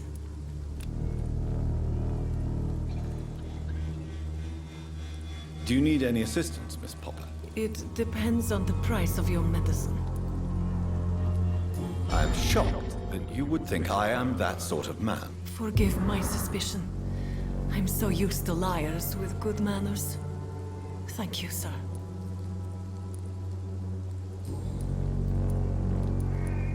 Christina, have you been examined? The epidemic is spreading fast in London, and you could be exposed. Or expose others. I don't like doctors or hospitals, but I don't like you asking questions.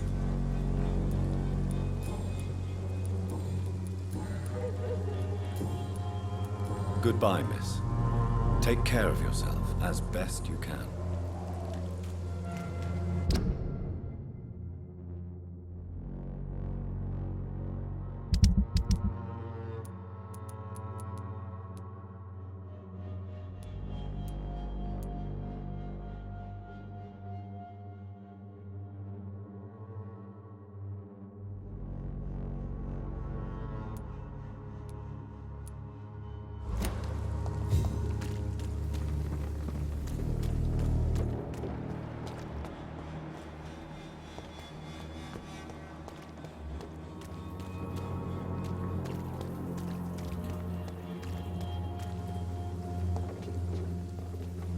Good evening, Doctor.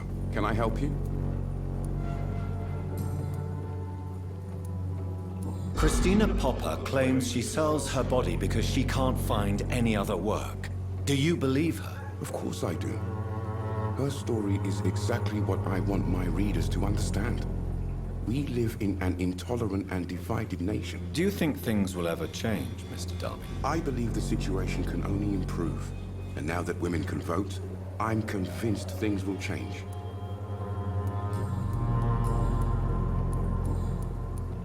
Goodbye, Mr. Darby. Farewell.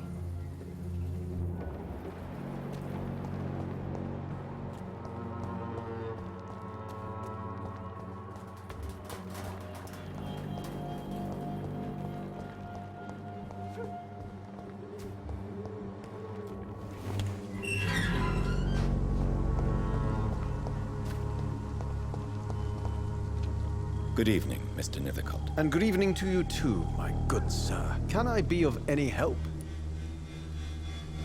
Do you need medical attention, sir? It may be wise to let you prescribe me something. I don't feel like I should. I understand your appetite for words and macabre beauty, sir. But you should be more careful. The nutrition of my mind is more important than my physical health. But I appreciate your concern, sir.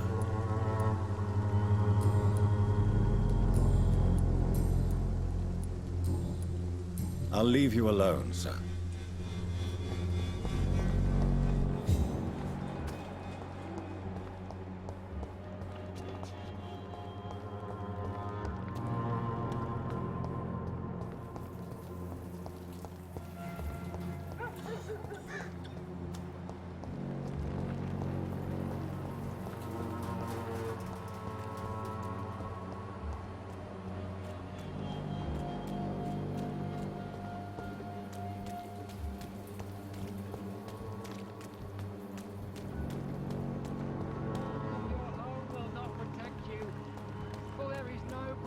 Against malevolence and trickery.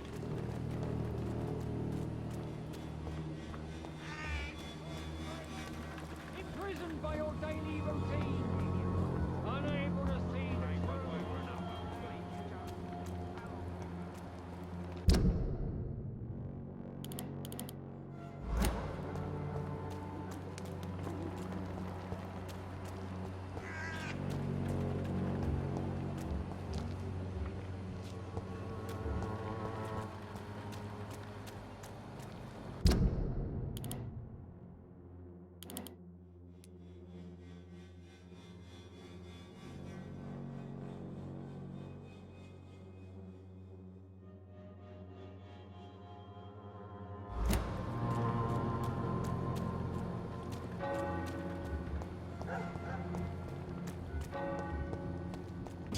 Steady, boys! We've got one of them!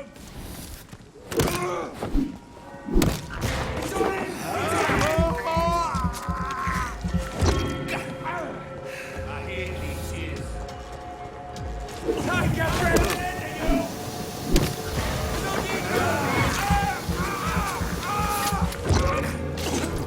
Killing's all you'll do soon.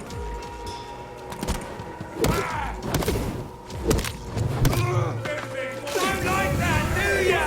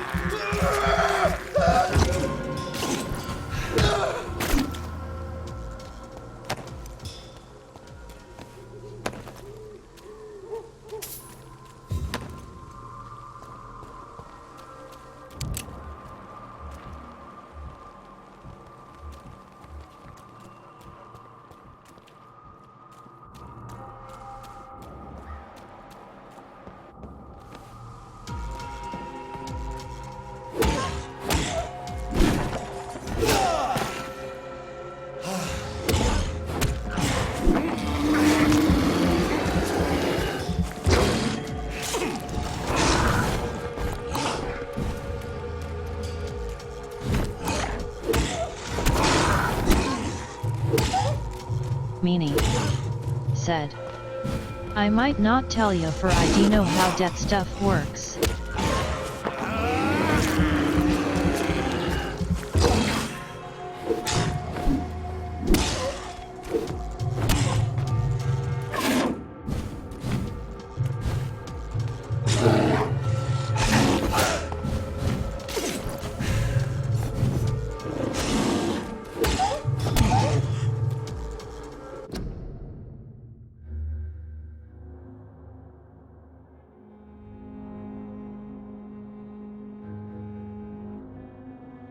Sweet dark dragoness said.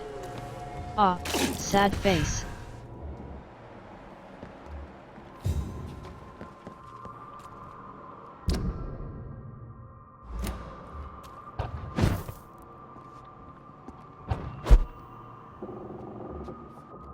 This could be the box Lewis thought he lost.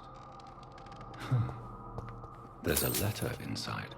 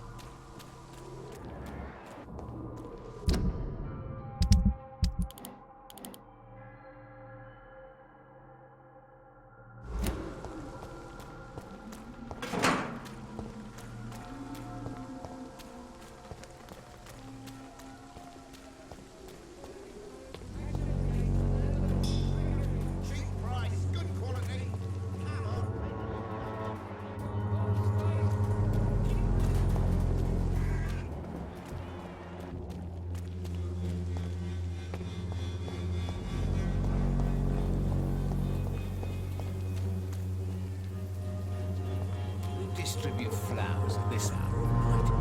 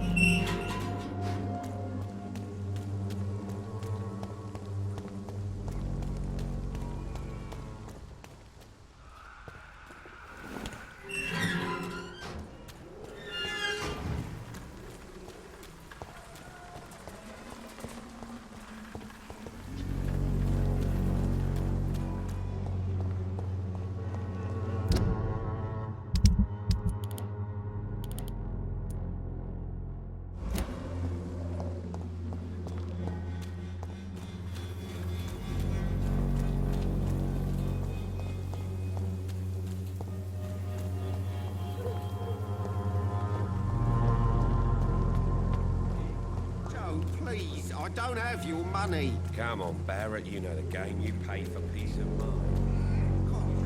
Meanie said. But the map you shown is all there is for polyground on Disgasm.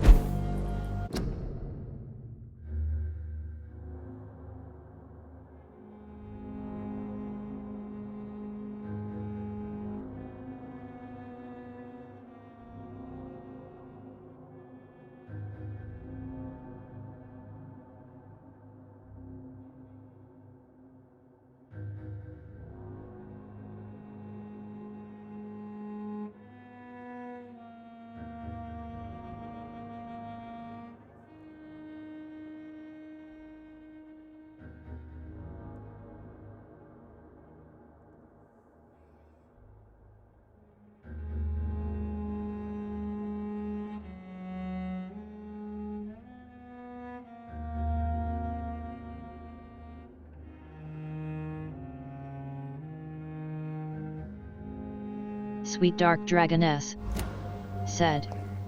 Oh yes. But the zone I am right now is in critical. That means that I will lose it if I don't do anything.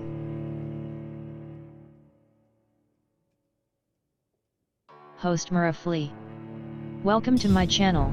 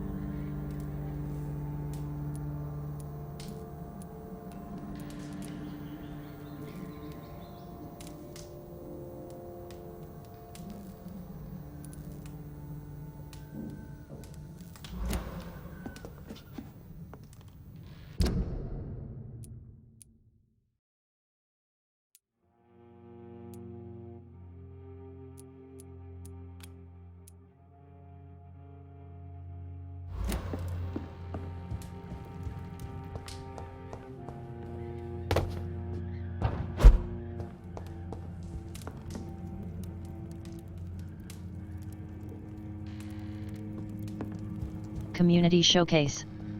Welcome to my channel.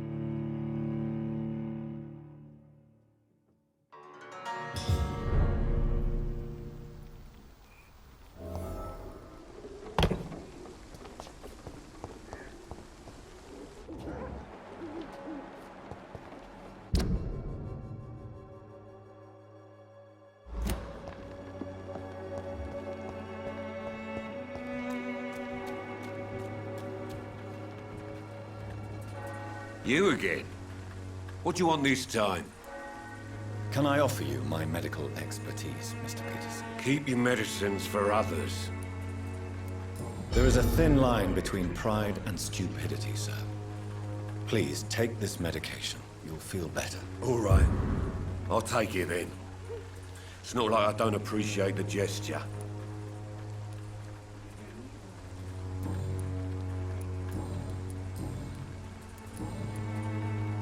Goodbye, Mr. Peterson.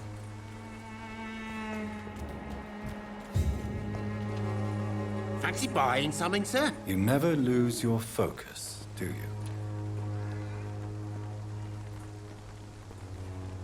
Do you need help, sir? To be honest, I'd prefer you take a look at my stuff. I'd rather be rich and sick than the contrary. I don't quite agree, but I won't argue with you. Please, take this. You'll feel better. Really? Free? Don't take it personally, but charity usually comes at a price. Human nature being what it is.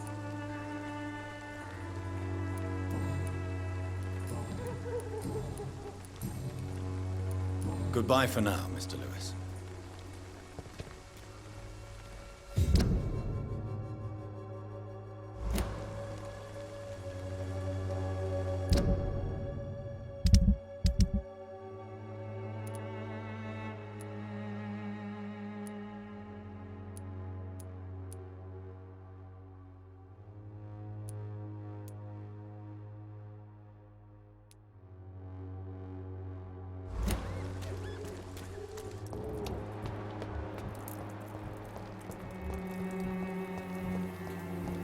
S1FAKA. Welcome to my channel.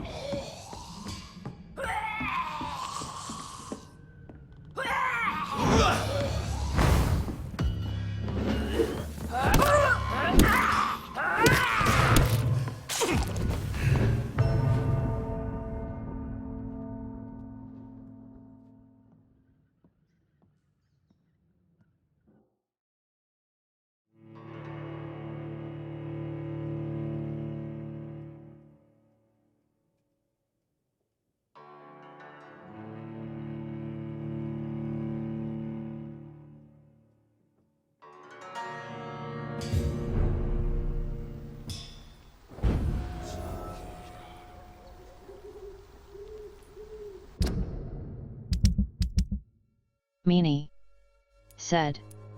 Isn't that the room you performed the operation? Sleekou.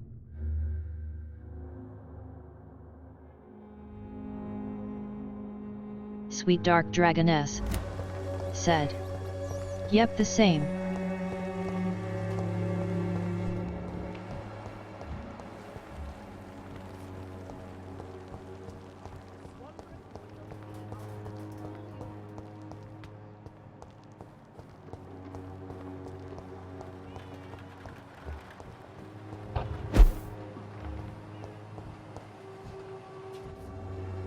How are you, boy? I'm not your boy, all right? Now piss off. Do you need assistance? Please. Feeling tired these days. There you go. Let's hope nobody steals it from you. Very funny.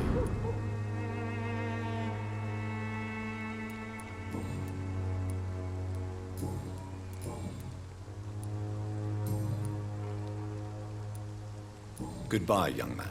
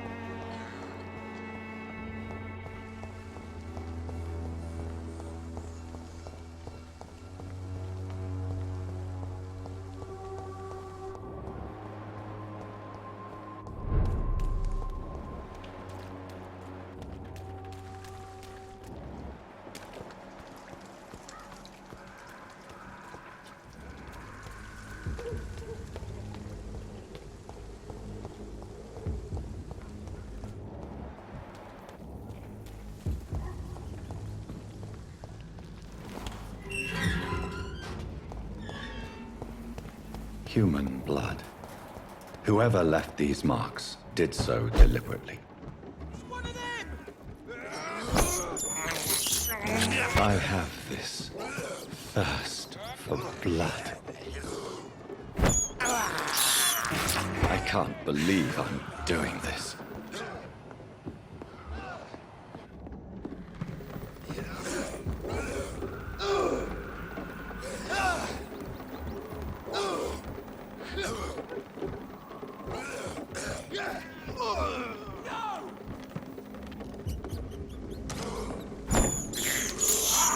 I have this thirst for blood.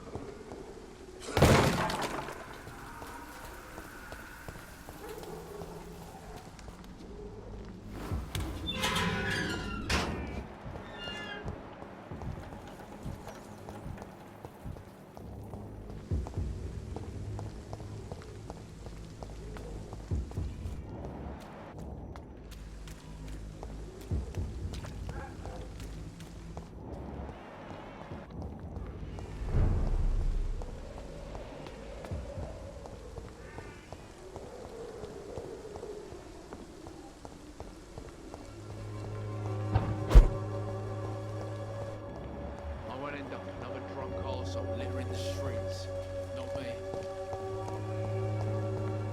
Its effectiveness has been proven by many. Even the flu is no match for Wanderer Courtyard.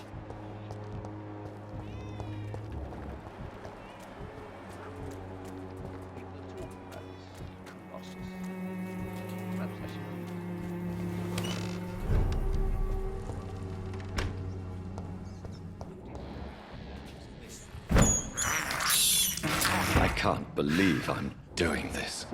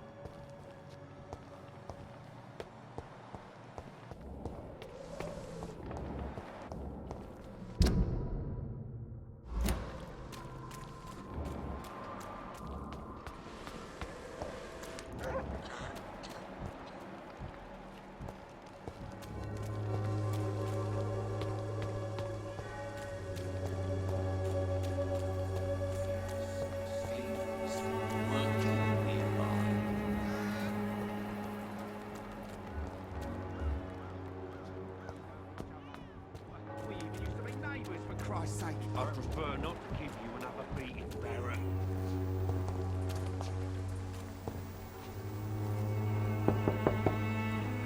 Hello, young man.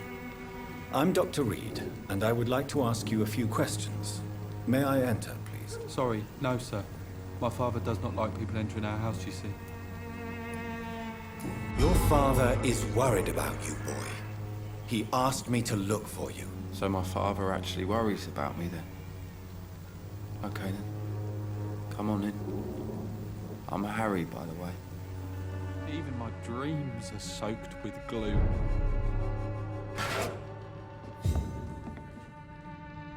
So, may I ask you a few questions? I'm not bothered. What could be worse?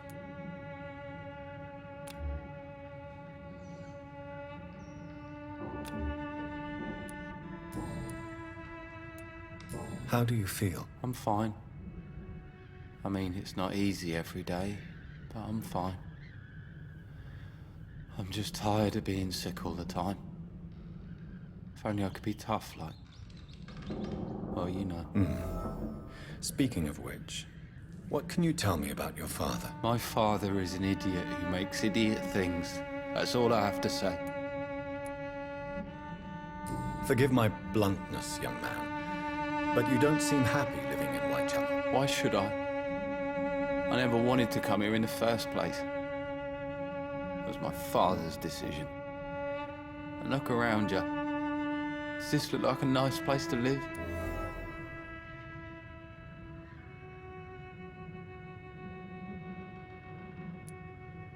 This place is awful, I agree. But does that not mean your situation can only improve? That's exactly what my father says. Harry, you should be grateful for what you've got. But I wasn't even consulted when we moved here.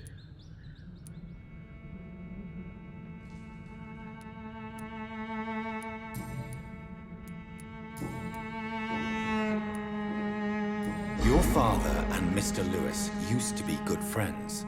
What happened, Harry? I was young then. I don't remember Mr. Lewis ever coming back again after my mother died. Or was it after my father started bullying him? I don't know.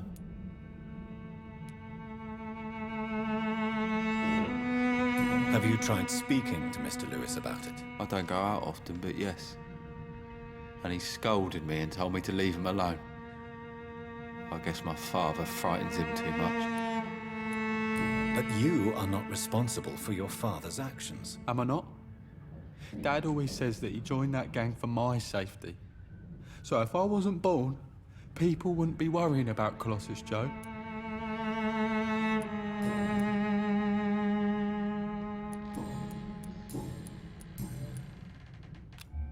Do you need any medical help, young man? Yes, I do. I feel so tired. I don't know if it's the epidemic, but everything seems so hard. You'll feel better with this.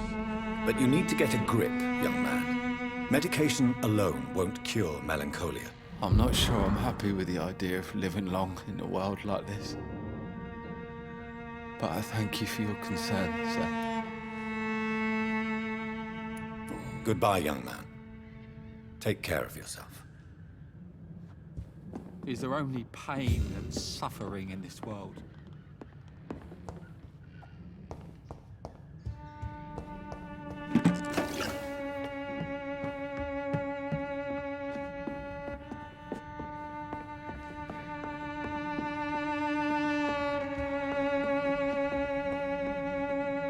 It's locked, all right.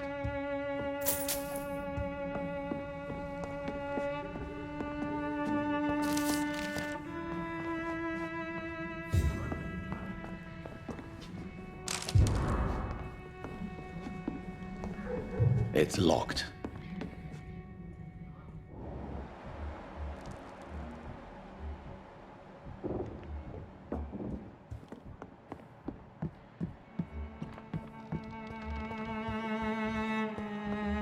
Even my dreams are soaked with gloom. The disease upon us is not an accident of night. Good evening, Mr. Whitaker. It's Father Whitaker, my son. So, are you still lost in your rational delusions? Don't you fear getting sick yourself? Faith gives me all I need, my son. If I must fall, then so be it. No doubt your faith will prevail, but let me give you some extra protection against the devil's work. Medicine. Blessed be your generosity, my son.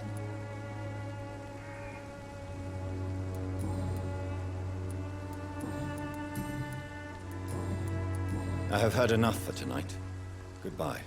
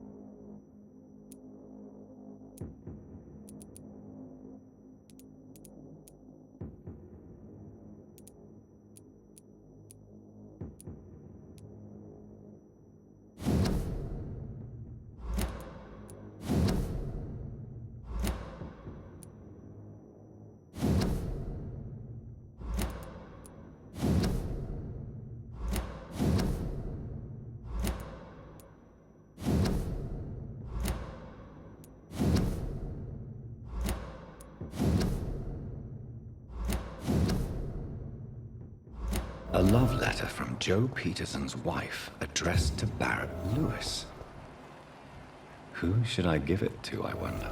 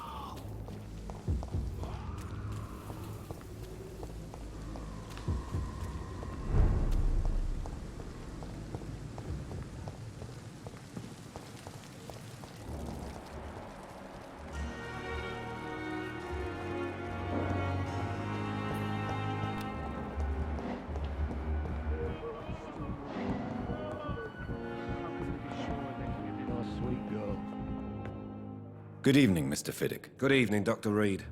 Any news about my operation?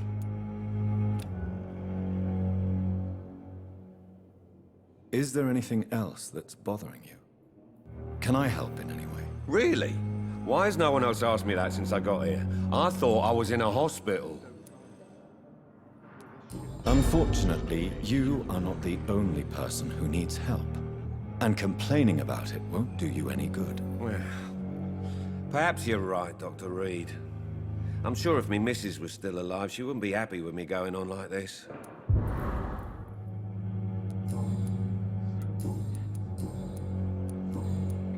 Goodbye for now, Mr. Fiddick. I'll see you later. I will not let you down, my boy.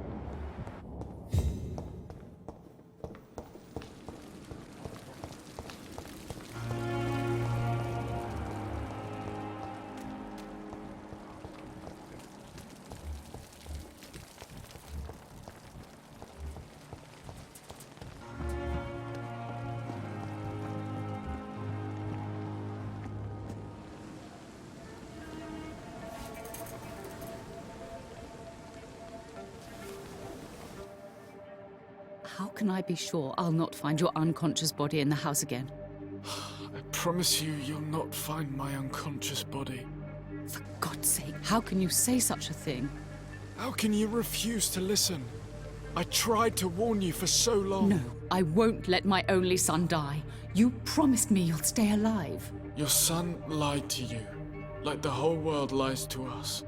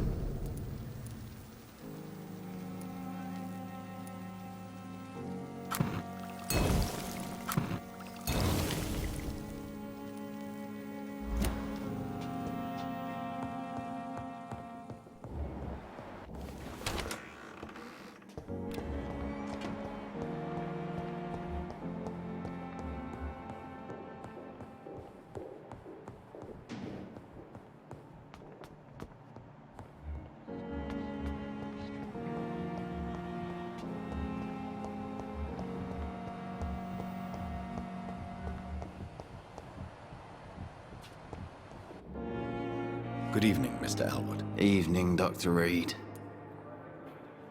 Soldier, do you need assistance? Not really. I think I caught something in this bloody hospital. I swear I'm dead, yet smiling inside, Dr. Reed.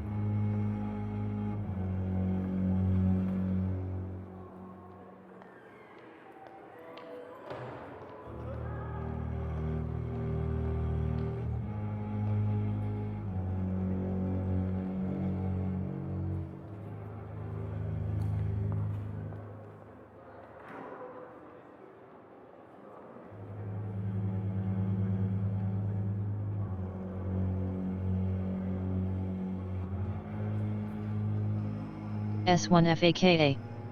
Welcome to my channel.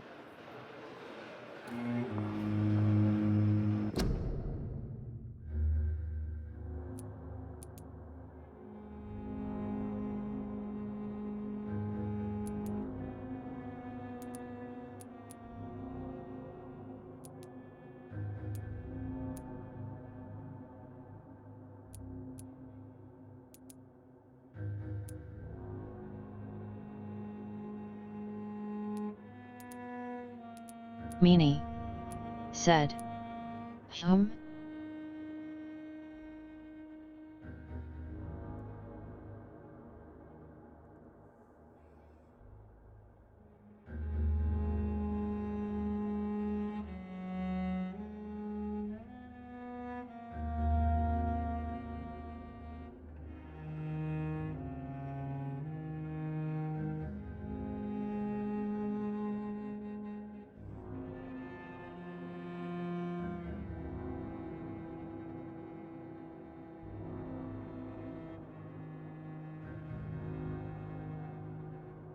Host Muraflee. Welcome to my channel.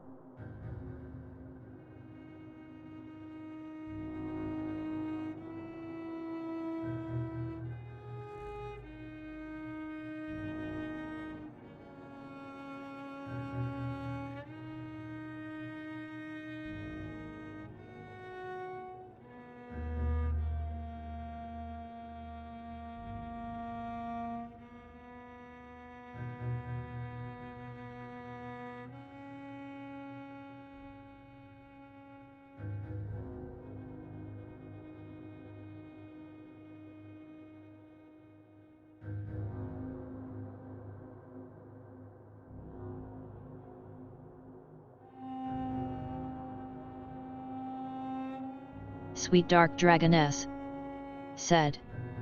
Sorry, a phone call. Meanie. As long as you said. remain here, I will make sure X3. you don't have to worry about your health. Don't think you can do much about it. Damage is done.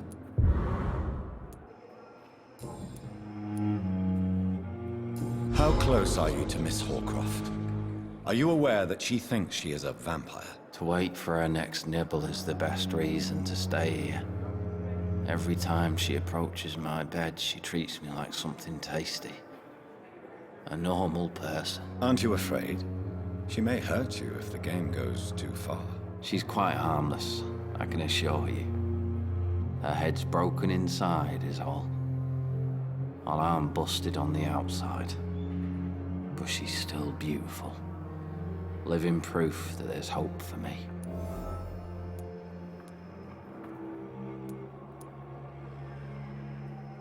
So do you let her bite you? You know that's not sanitary. And why not? She's only supping a few drops of my blood. And the pain, it's real for once. She could decide to bite less willing patients. Then it's another good reason for me to stay here, Doctor.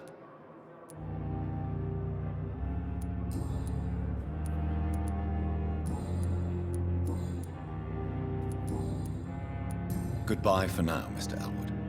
You disgust on every street corner. A daily routine.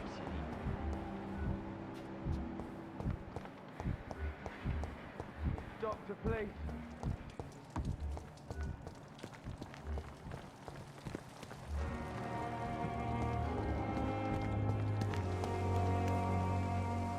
Good evening, Milton. Good evening, Doctor. Still trying to save lives?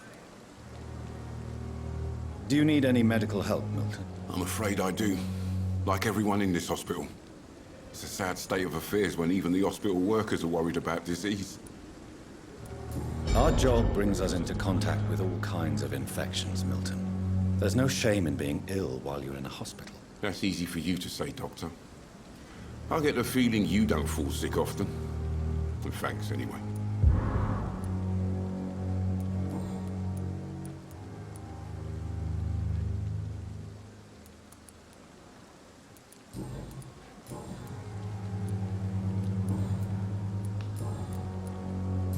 Why do you have such a mediocre reputation among your colleagues, Milton?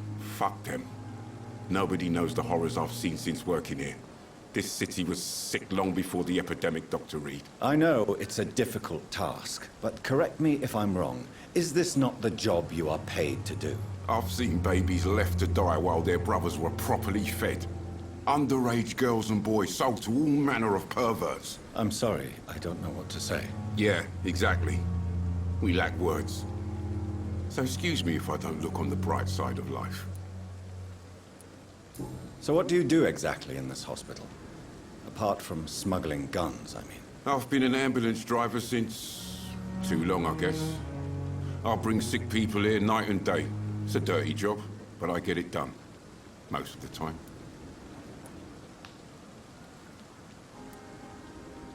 It sounds like things have been a bit rough recently.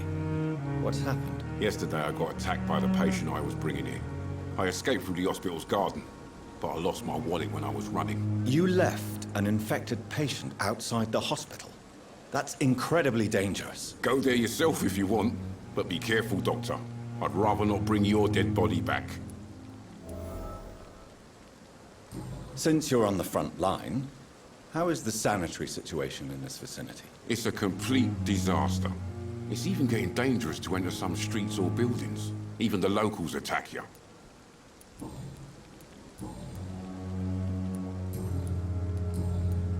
Goodbye, Milton.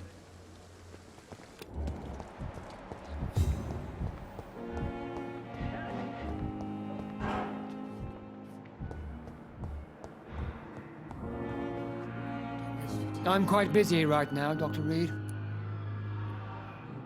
Do you need my assistance? Don't be ridiculous.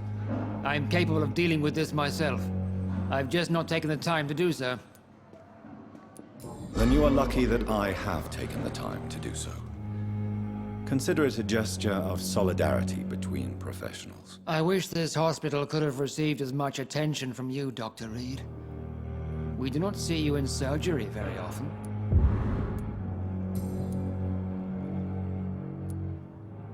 It seems you have bad memories of your military service. I refuse to see this industrial slaughter as scientific progress. War only reveals the worst in men. We can at least agree on something, Dr. Ackroyd.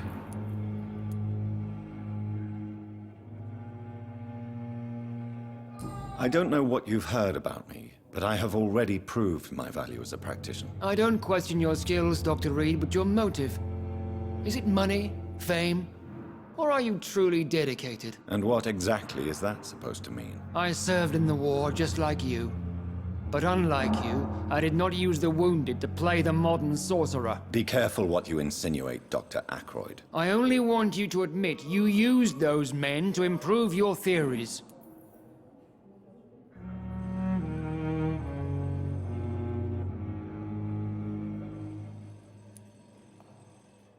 This is ridiculous. My blood transfusion technique saved many lives, and you know it. You see? That is exactly what I hate about people like you. You avoid this kind of accusation instead of facing reality.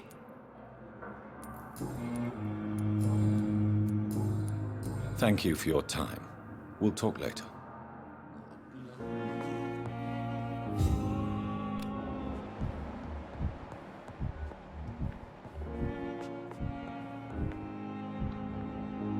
Good evening, Doctor. How is my son doing? Do you require medical attention as well, Mrs. Goswick? Do you know you're the only one who's asked me this? No. I don't feel well, actually. Despite what you think about this place, I can tell you with absolute certainty, taking this will help you recover. Well, at least your reputation seems well-deserved. Unfortunately, I can't say the same for this hospital.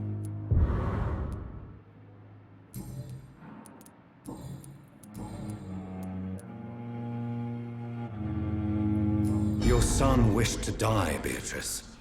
Why did you hide such crucial information? Are you not aware suicide is a crime? Mortimer could be thrown in jail. I can't let that happen. I won't. I understand you fear the legal consequences, Mrs. Goswick. But don't you realize your silence significantly affects your son's case? All my son needs is help and comprehension. Not judgment and punishment for what he may or may not have done.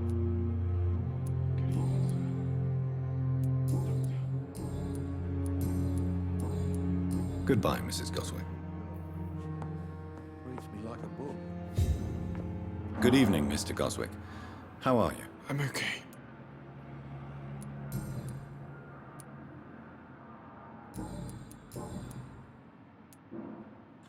Admit it, Mortimer.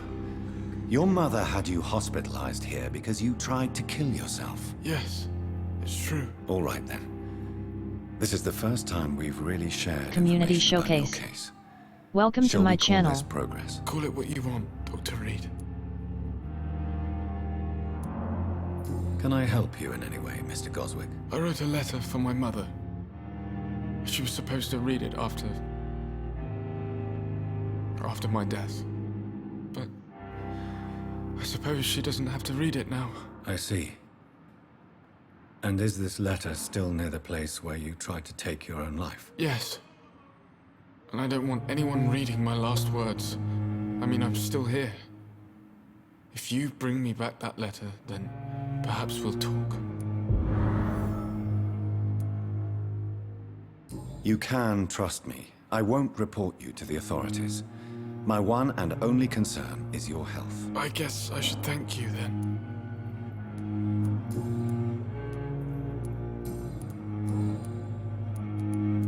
How painful is your throat, Mr. Goswick? So painful I'd rather not talk at all, Doctor. I'll let you get some rest, then. I'm all right. Don't waste your time with me. Calm the children, Ellen.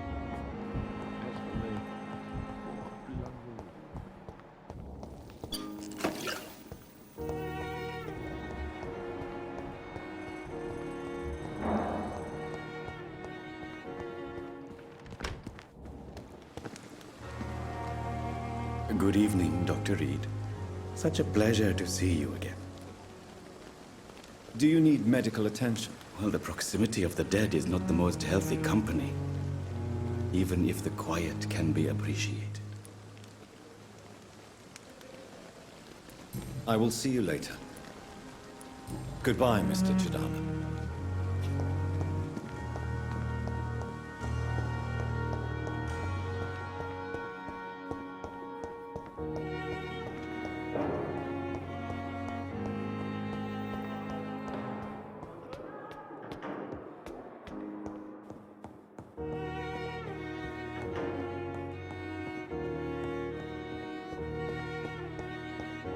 Meanie said. Also, what's the story behind this game?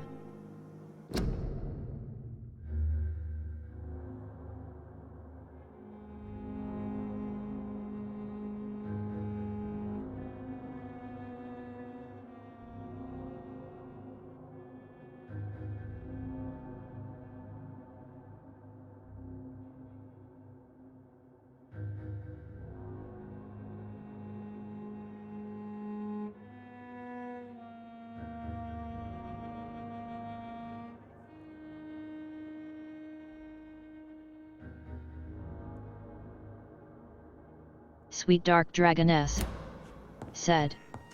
Revenge on whom? The one that turned you into a vampire.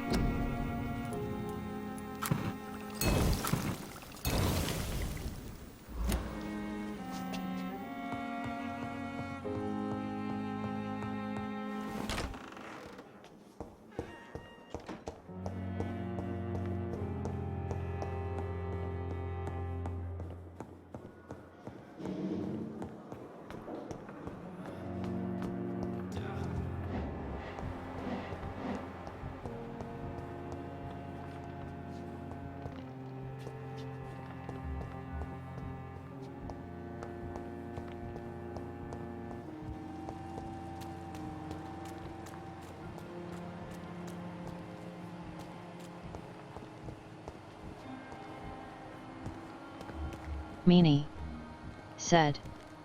So you don't care for anyone, for you been shot and you just have to find the vampire? Such a pleasure to see you again.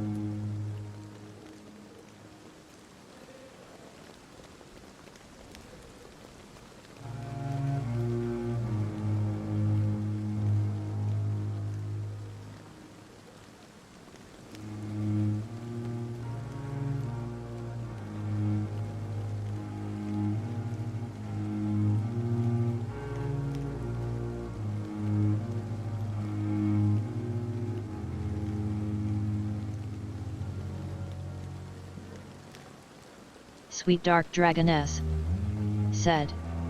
Shot?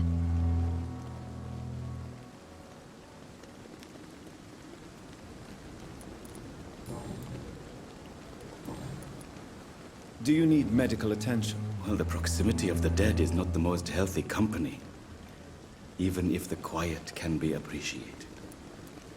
Don't take too many risks with your health, Mr. Chidana.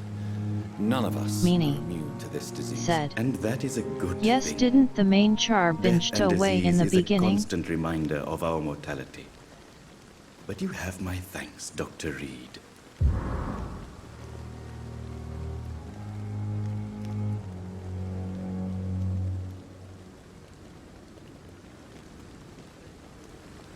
Sweet Dark Dragoness said. Oh, he wanted to know if he was a vampire.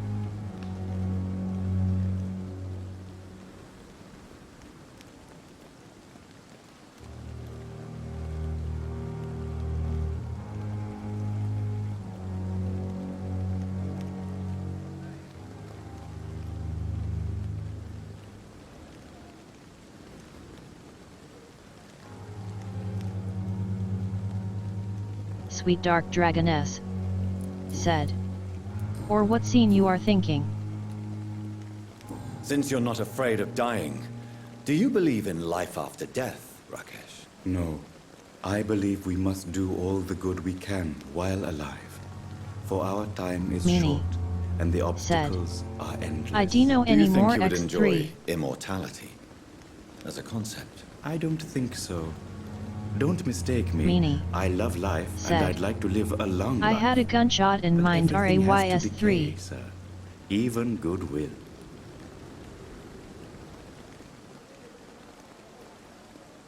Meanie said, for now I only have my bed in mind. Sleek laugh. Sweet dark dragoness said, in a bed?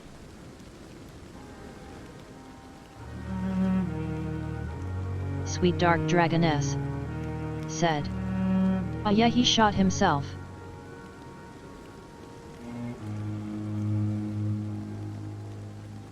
Sweet dark dragoness said, to know if he was a vampire. No, I am not. I don't fear death, for I won't see it. What troubles me is the pain my death will inflict to those I know. You're a wise Meanie man, Mr. Chidam. said, No, Dr. Reed. okay, I'm my a mind foolish put man, someone else in place but I to be like the to person think which pulled the trigger.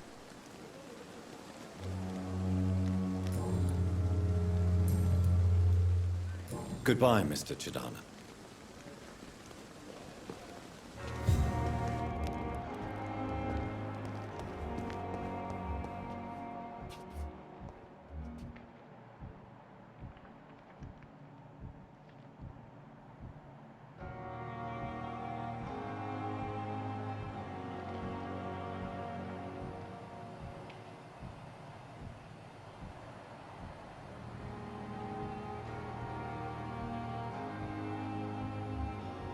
Sweet dark dragoness said, your mind is playing tricks on you.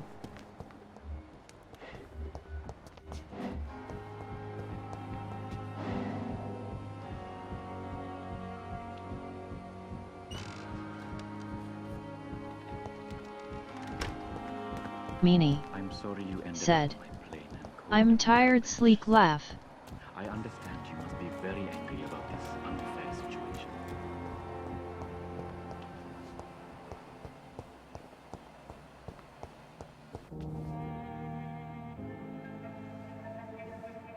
You don't mind if I search your pockets, do you, sir? You won't need any of these anyway. I'm not stealing from you, mister. I'm only redistributing your belongings to people who need them more than you. You see, no one has claimed your body, sir, so it would be such a shame to bury you with your valuables. I will not forget you, sir, and I thank you for your generous donation.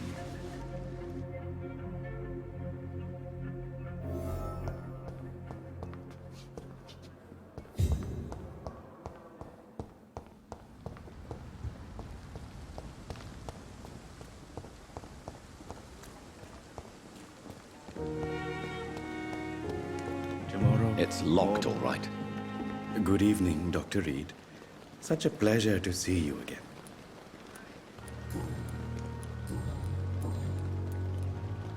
How dare you steal from the dead, Rakesh? Is that what your pawnbrokers is really about? These people are dead, sir. What they possessed could be useful for the living. And I'm sure they would agree if they could speak. Cash Bear. Welcome to my channel.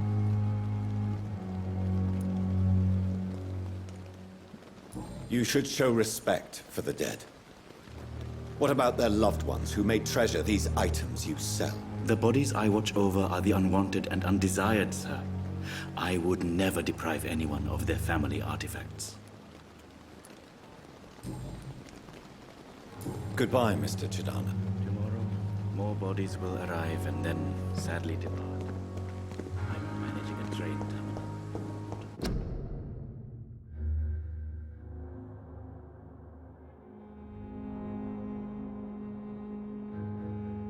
Sweet dark dragoness said, go to sleep.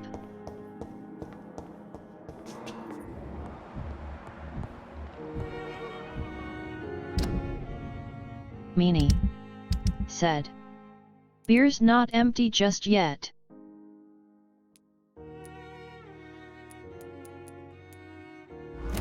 The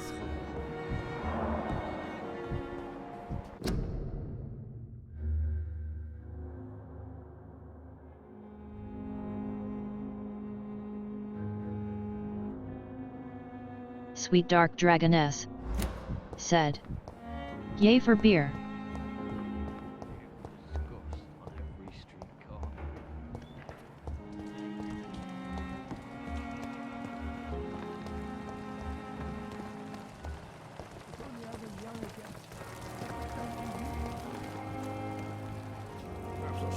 Good evening, Nurse Brannigan. Good evening, Doctor. Do you require medical assistance, Nurse? I will be fine, as soon as I can get some sleep. Nurse, you won't be able to help people if you're sick. Take this, and do try to get some rest. I'll try, Dr. Reed. Thank you. I'm not familiar with all the staff yet. Perhaps you could help me. Brilliant professionals, most of them. Dr. Swansea has a gift for recruiting talent. Most of them. Is there a problem I should know about, Nurse? It would be inappropriate for me to speak ill of a colleague. Nurse Brannigan, if you do know something, please tell me. Anything you say will be held in confidence. No.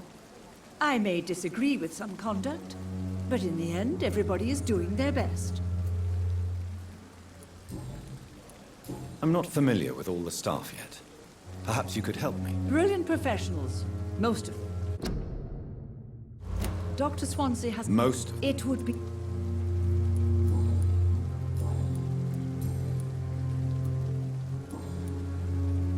Goodbye, Nurse. Call me if you need assistance.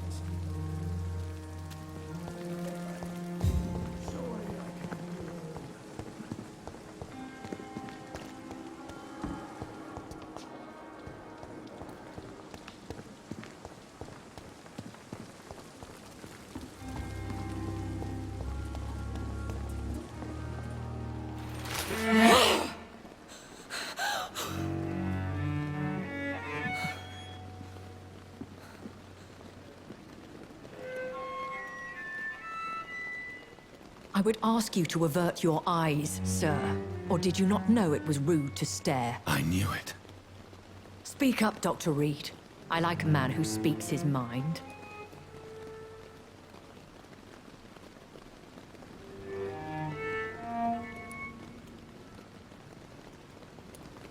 You killed him. He trusted you. And you killed him.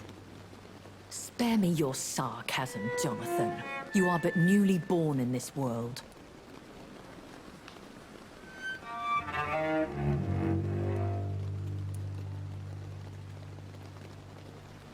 So in the end, the accusation was true, wasn't it?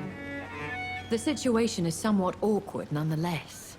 I have not been observed sustaining myself for many decades. I have to say I'm a trifle embarrassed. Anyway, I have concluded my inquiries concerning your blackmailer. I see. Please excuse my agitated state. Under normal circumstances, I wouldn't let anyone see me in this condition. The case is closed, your ladyship. The person who took advantage of you has, shall we say, seen the error of her ways. So who was it? My lady, the blackmailer was dealt with using the utmost discretion. The culprit's identity is of no relevance. Thank you, Jonathan. That is exactly what I needed from you. You have proven your loyalty, so, as a friend, please accept this small token of my appreciation. Thank you, my lady. If you have an inclination to learn more about vampires or your current situation, I will be glad to aid you in your quest for knowledge.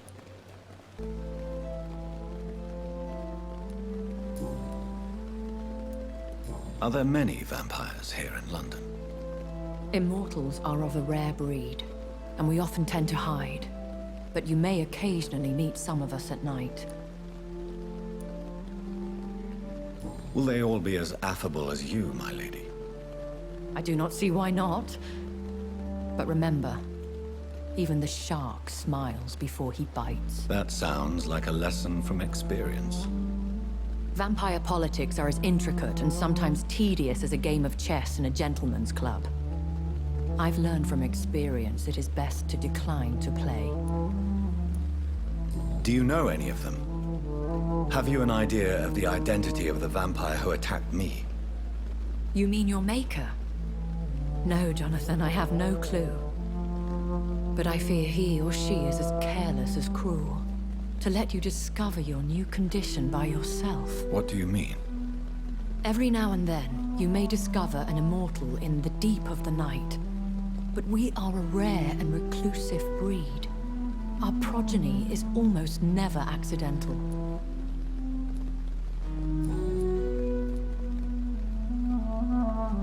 I've been away from London and England for 3 years. This isn't the city I remember.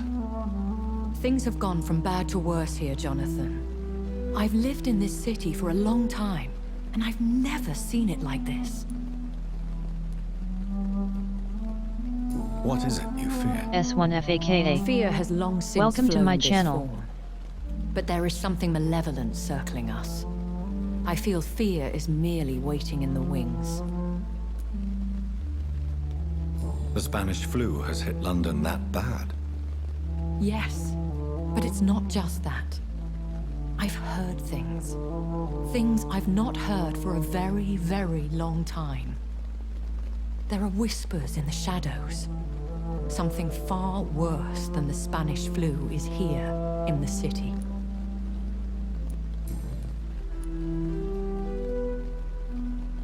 When I awoke, changed, I was chased and attacked by vampire hunters. Prepared and well-trained. Though I can't be certain, more than likely it was the once glorious Guard of Priwen. You make them sound like some sort of cult. More a society, and like all the best ones, a secret society.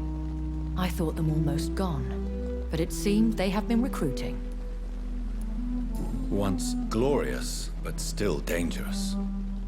They have seen better days, but all fanatics are dangerous. You would be wise to stay clear. They are sworn to destroy our kind.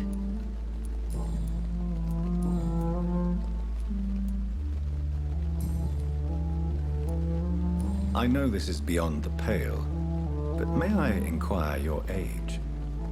Really? And I thought you were gentlemen. If you must know, I'm 27. I've been 27 for a long time now, and 27 I shall remain.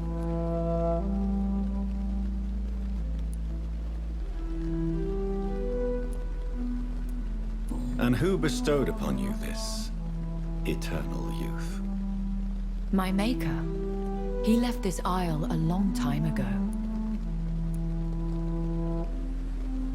Very well. But I believe there is more to this than you are saying. A lady has to have some secrets. Why does Dr. Swansea allow you to feed on the patients of the hospital? Dr. Swansea is a good and compassionate man. He is trying to find a solution for our hunger. Until that happens, he is clever enough to understand that I only feed upon the dying. And no one suspected you of the murders. As you well know, suspicion has recently fallen on me of killing for pleasure. But you have my word, Jonathan. I take no pleasure in taking a life. What do you know about this Brotherhood of St. Paul's Stole? The Brotherhood is well known amongst London Vampire Society. As long as our kind is discreet, and as long as they do not interfere, we have come to a mutual understanding. Why did you save me in the canning factory?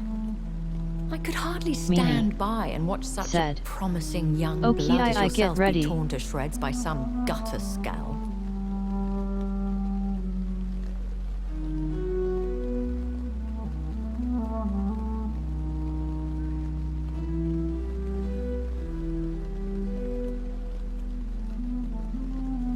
Sweet Dark Dragoness said, "Night night meanie."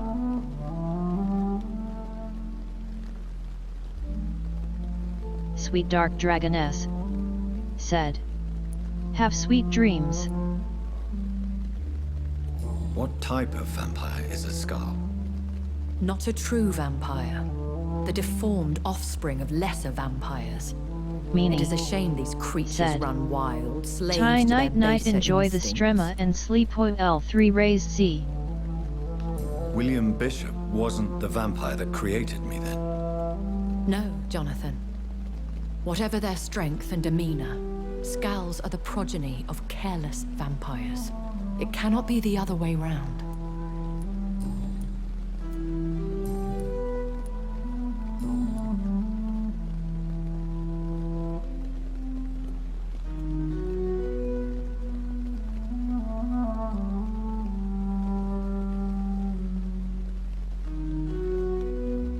Sweet dark dragoness said, "Bye hugs." A vampire?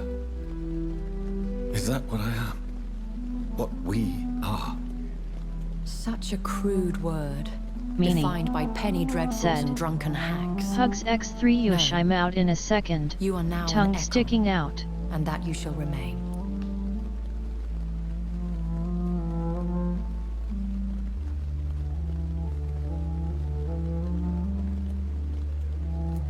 So we are Ekons. How can I identify us amongst other vampires? How to put it? All Ekon are vampires. But all vampires are not Ekon. We are but Meaning, a branch of the said, immortal tree. ID take her head, tongue sticking out. Sweet dark dragoness said, Are you an Ekon too? Yes, I am. We are the closest thing to what man refers to as vampires. Meanie Forget what you think said, you know about us. Da knows she's a vampire and she killed a civilian Ohu.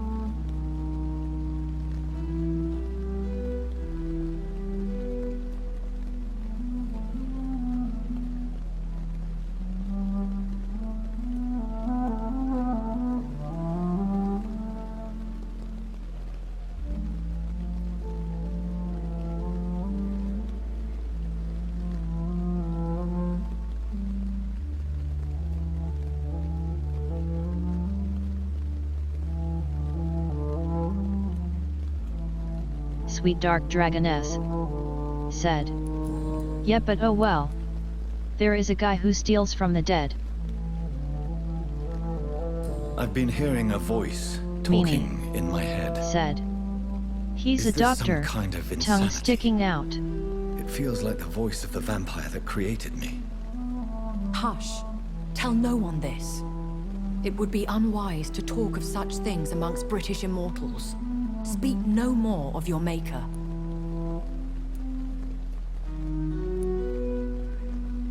How could this cause offense? Only the powerful immortals can mentally call to their progeny. No vampire or hunter will sleep easy, knowing that an unidentified elder is stalking the streets of London. Excuse my forwardness, but are you my maker? Me? Goodness, no. Only a foolish immortal would create a progeny without taking precaution, and I'm no fool. I don't understand. Why was I created and then left for dead? That is a question only the one who made you can answer. It's not normal practice. I doubt even if you find him, he will answer you, considering how cruelly he treated you.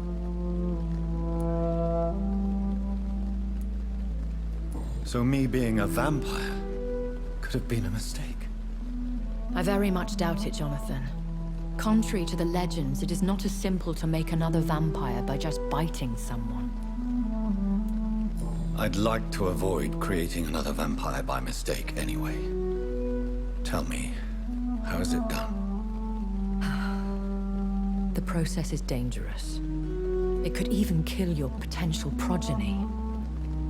If you did decide to sire an offspring, they must drink of your blood, Jonathan.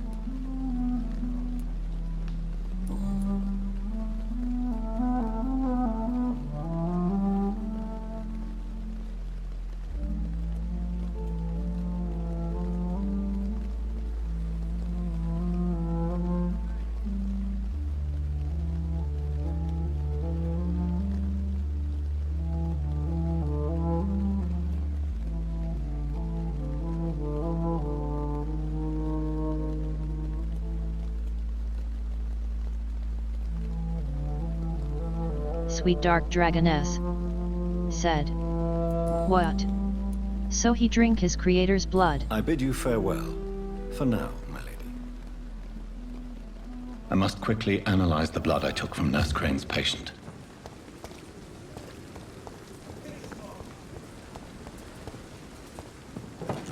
Last summer's epidemic was different.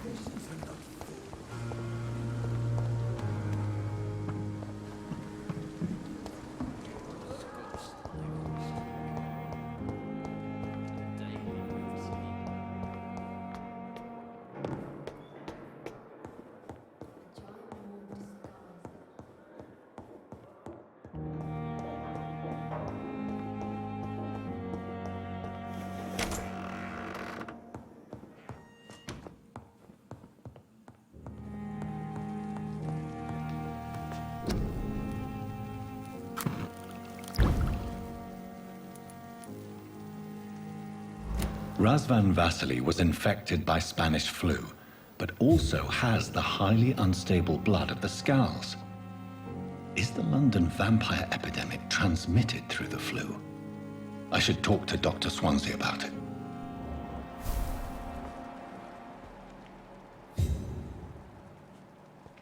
The flower's dying. It needs water.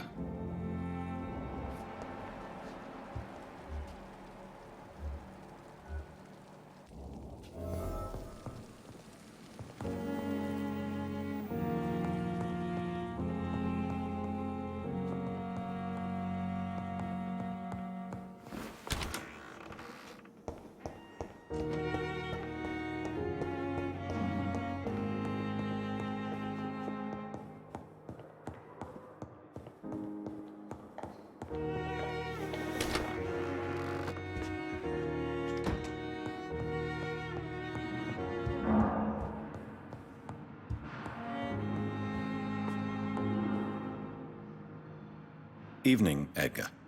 Could I get your professional opinion? Please speak, but I have something important to tell you. This strain of flu, it's very different from the one I saw in Europe. It's downright peculiar. Really? What makes you say that?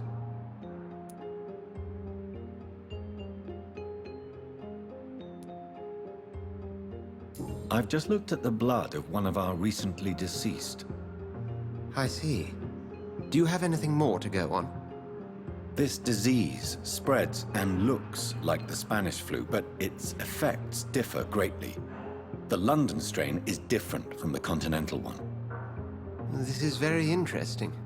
Did you find something else?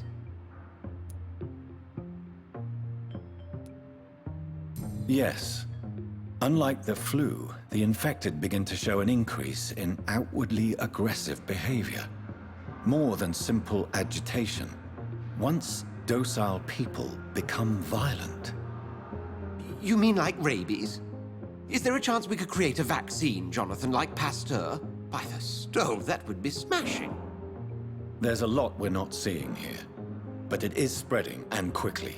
If we don't act, the whole city could be lost. But Jonathan, we've a fantastic opportunity sitting right here in front of us. A weapon of choice. What on earth do you mean? Why, you, my dear boy. With your expertise and your blood, we could isolate the properties that course through your veins. Think about the possibilities.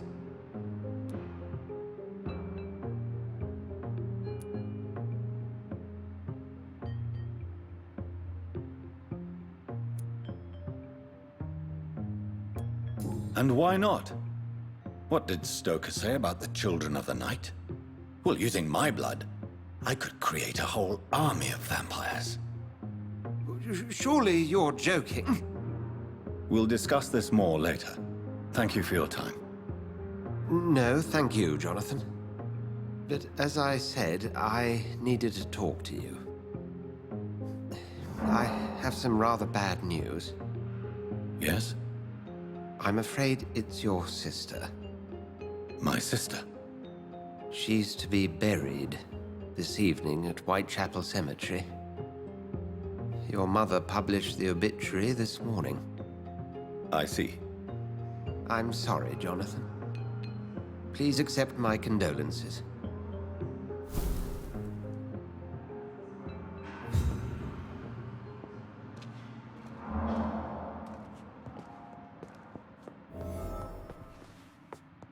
S1FAKA. Welcome to my channel.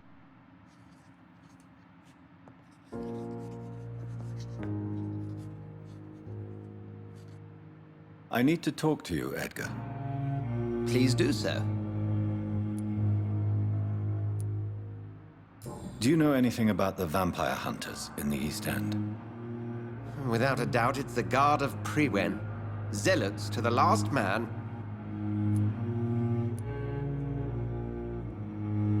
They're definitely well organized and equipped.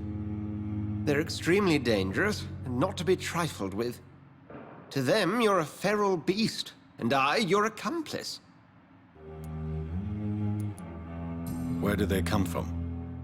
Once they shared the Brotherhood's ideology on non-intervention, but they concluded vampires were a scourge.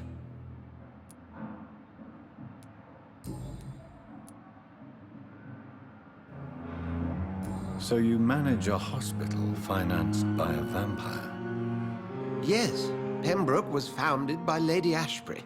She's also our largest donor. If I may inquire, how did you meet her? Well, Jonathan, she sought me out and offered me the position.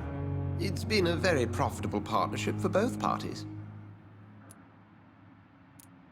A convenient yet expensive way to have a fresh supply of blood on hand, day and night, don't you think? All vampires drink blood by nature. Me, I praise the lady's exemplary moral fiber.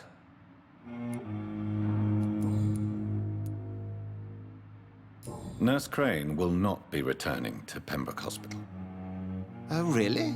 Did something happen? She seems such a very capable woman.